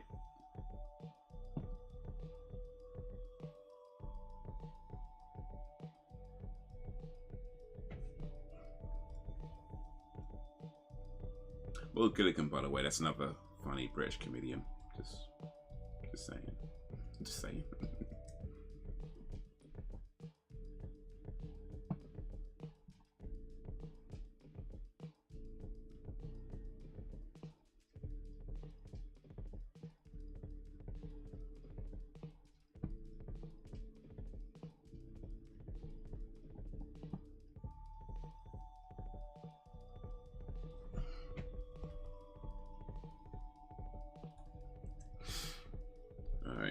Just seeing if I can find this video, but yeah, I don't know.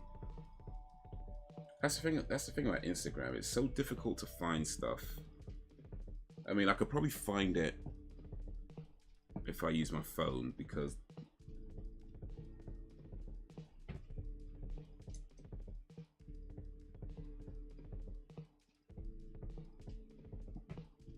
but if I use my phone and I can't put it on screen.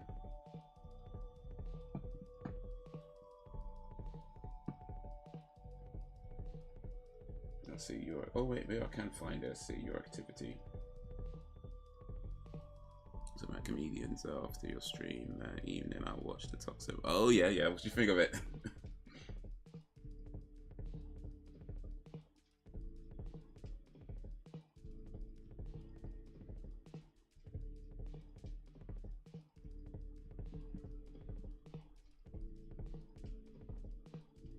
Shake my head.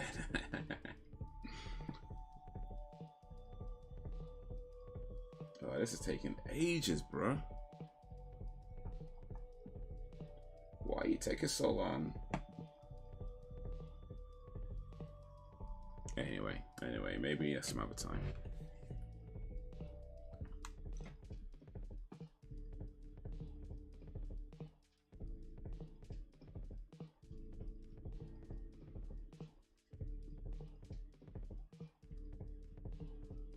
Maybe some other time if this freaking thing would never actually load up.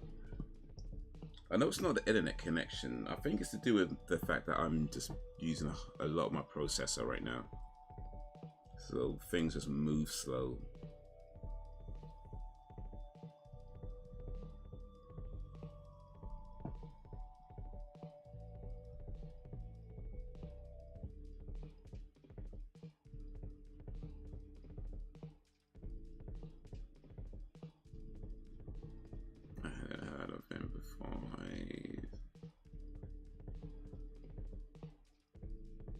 Oh, the toxic comedian.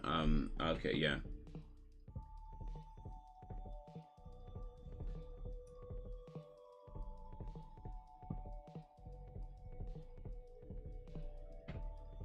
Yeah, to be honest, I'm not sure. I knew of him before.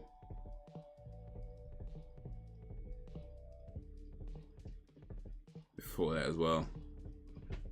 I'll do this again.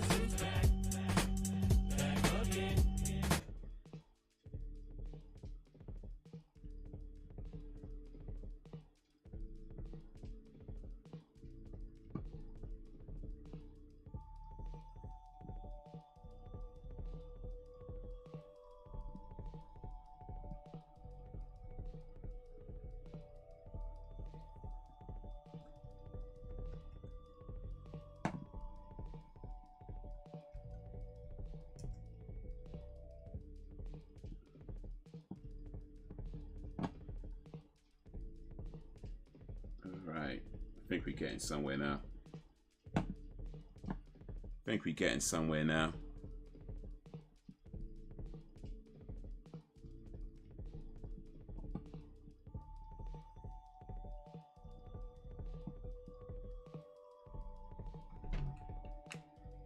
think we get. All right, check this out, guys. Check this out. I'm just gonna babble on, so I'm like, yeah, I hope you've had a good day too. Boop, bye. Why is the voice note 5? Let me start it again. Ugh. Minute voice note. Asking bare questions, and then you're talking to yourself. Hey, you're right. I hope you're good. Yeah, like my day's also been good. I was gonna say, Friday is really good. Hold on 1 second. What?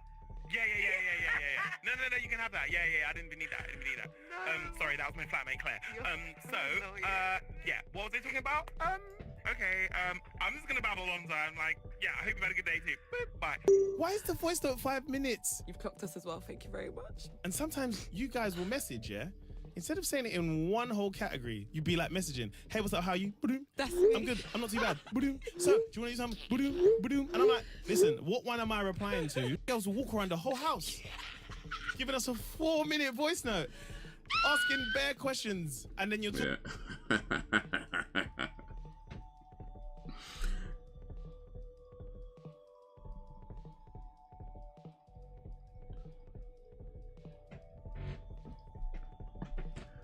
How do you feel that way? Just phone calls here. As Angel does there, include DMs online and people knocking on the doors. Oh, got you hungry. Okay. Okay with DMs depending on who it is or what kind of mood I'm in. Yeah, DMs are. Take this actually.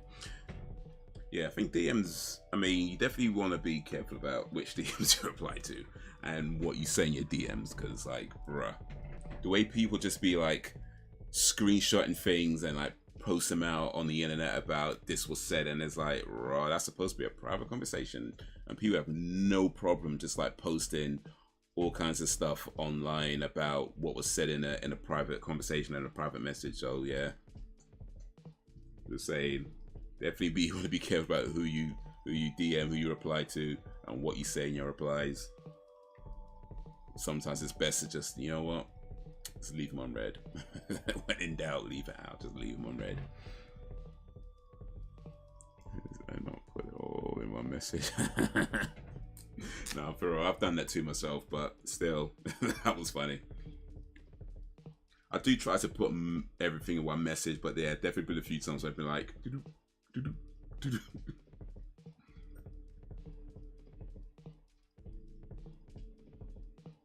that comments for episode. Oh no, I got that. Yeah, I got that.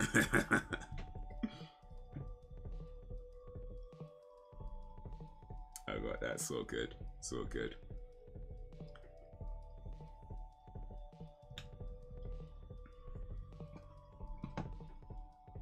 Oof.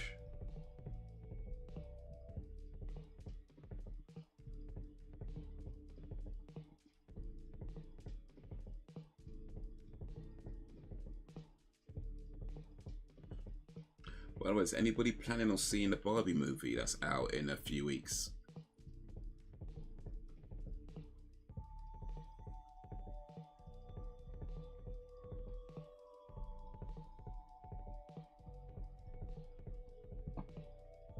Because it seems to be getting a lot of buzz and a lot of hype, this Barbie movie, a lot of attention this Barbie movie is getting.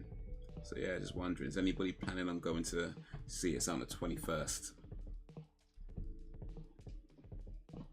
I can't lie, I'm kind of curious about this movie. But what I really want to know is, like, now that Barbie is live action, can you still lift up her skirt to see what's underneath? That's what I want to know. That's what I want to know. I wonder if they answer that question in that film. That's what I want to know. Now that Barbie's a real person, can you still like?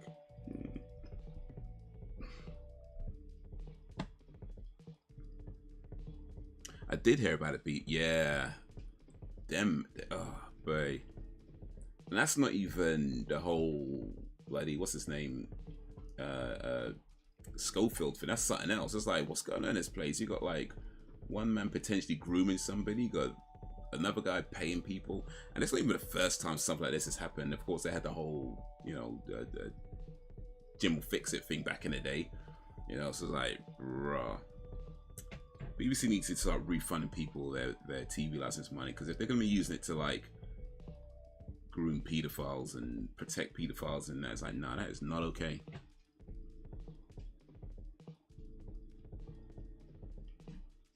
I think the only person I talk to with an IG Messenger is you. Everything else is mostly unread. Ah, oh, now I feel special. Oh, appreciate that. Appreciate that. I think so. The kids want to see it. Might as well ask if nipples are included. You know, like, right? I want to know all these things. These are important questions. These are the important questions. I think I'll be disappointed if I watch that movie and they don't answer those questions. They're like, I know, it's not a real Barbie movie. We need to know exactly.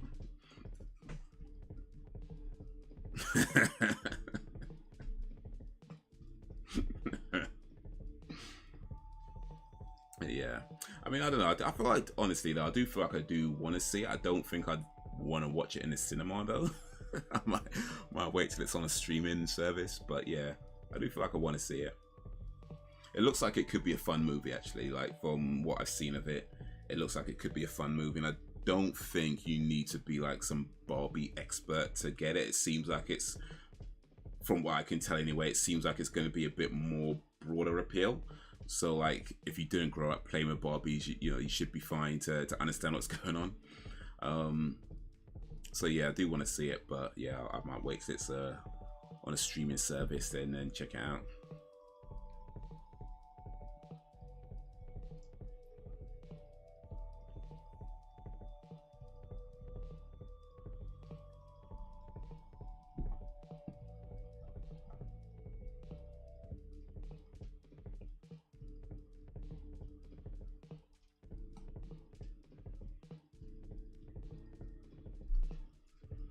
Yeah, Jimmy Savile, Rolf Harris. Yeah, they've had a history of that. They've had a history of that.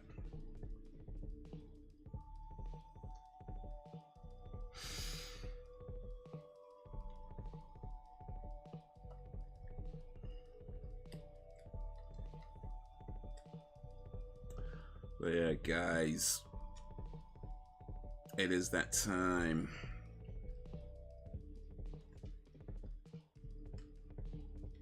Need to start winding down and wrapping up. I like to think none of us played with Barbie except maybe Sam.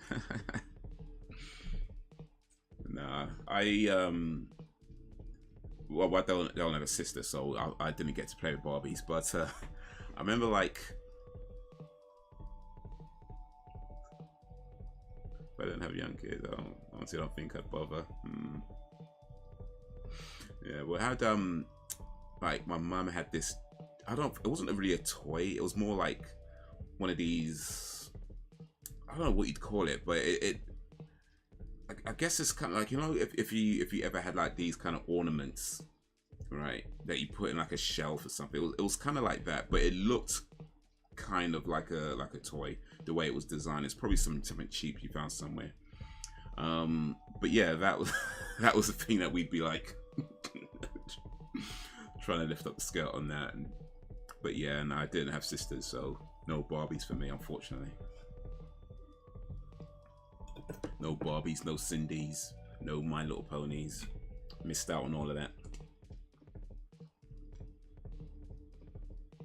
Play with Barbies, Kens, Action Men, and guns. Make of it what you will. We had some cool toys when we were kids, though. I can't lie, though. We actually did have some really cool toys. We had the Millennium Falcon from Star Wars.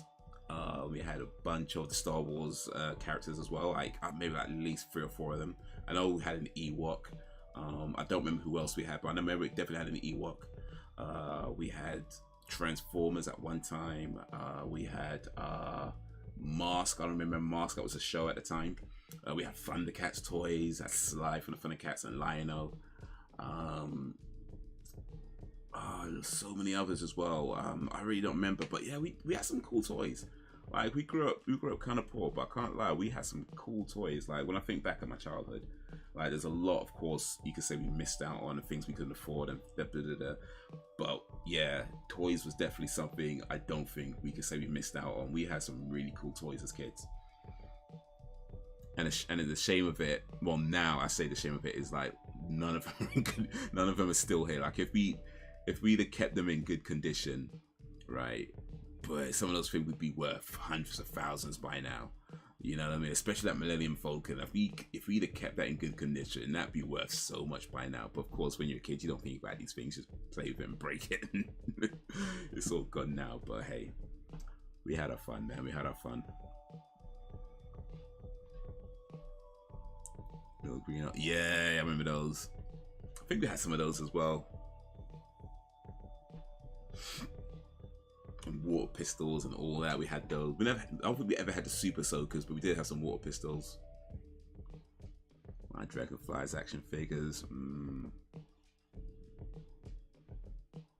Yeah, there's another difference actually between American and British cultures. Like you guys say action figures, we say toys. Like we literally just say toys.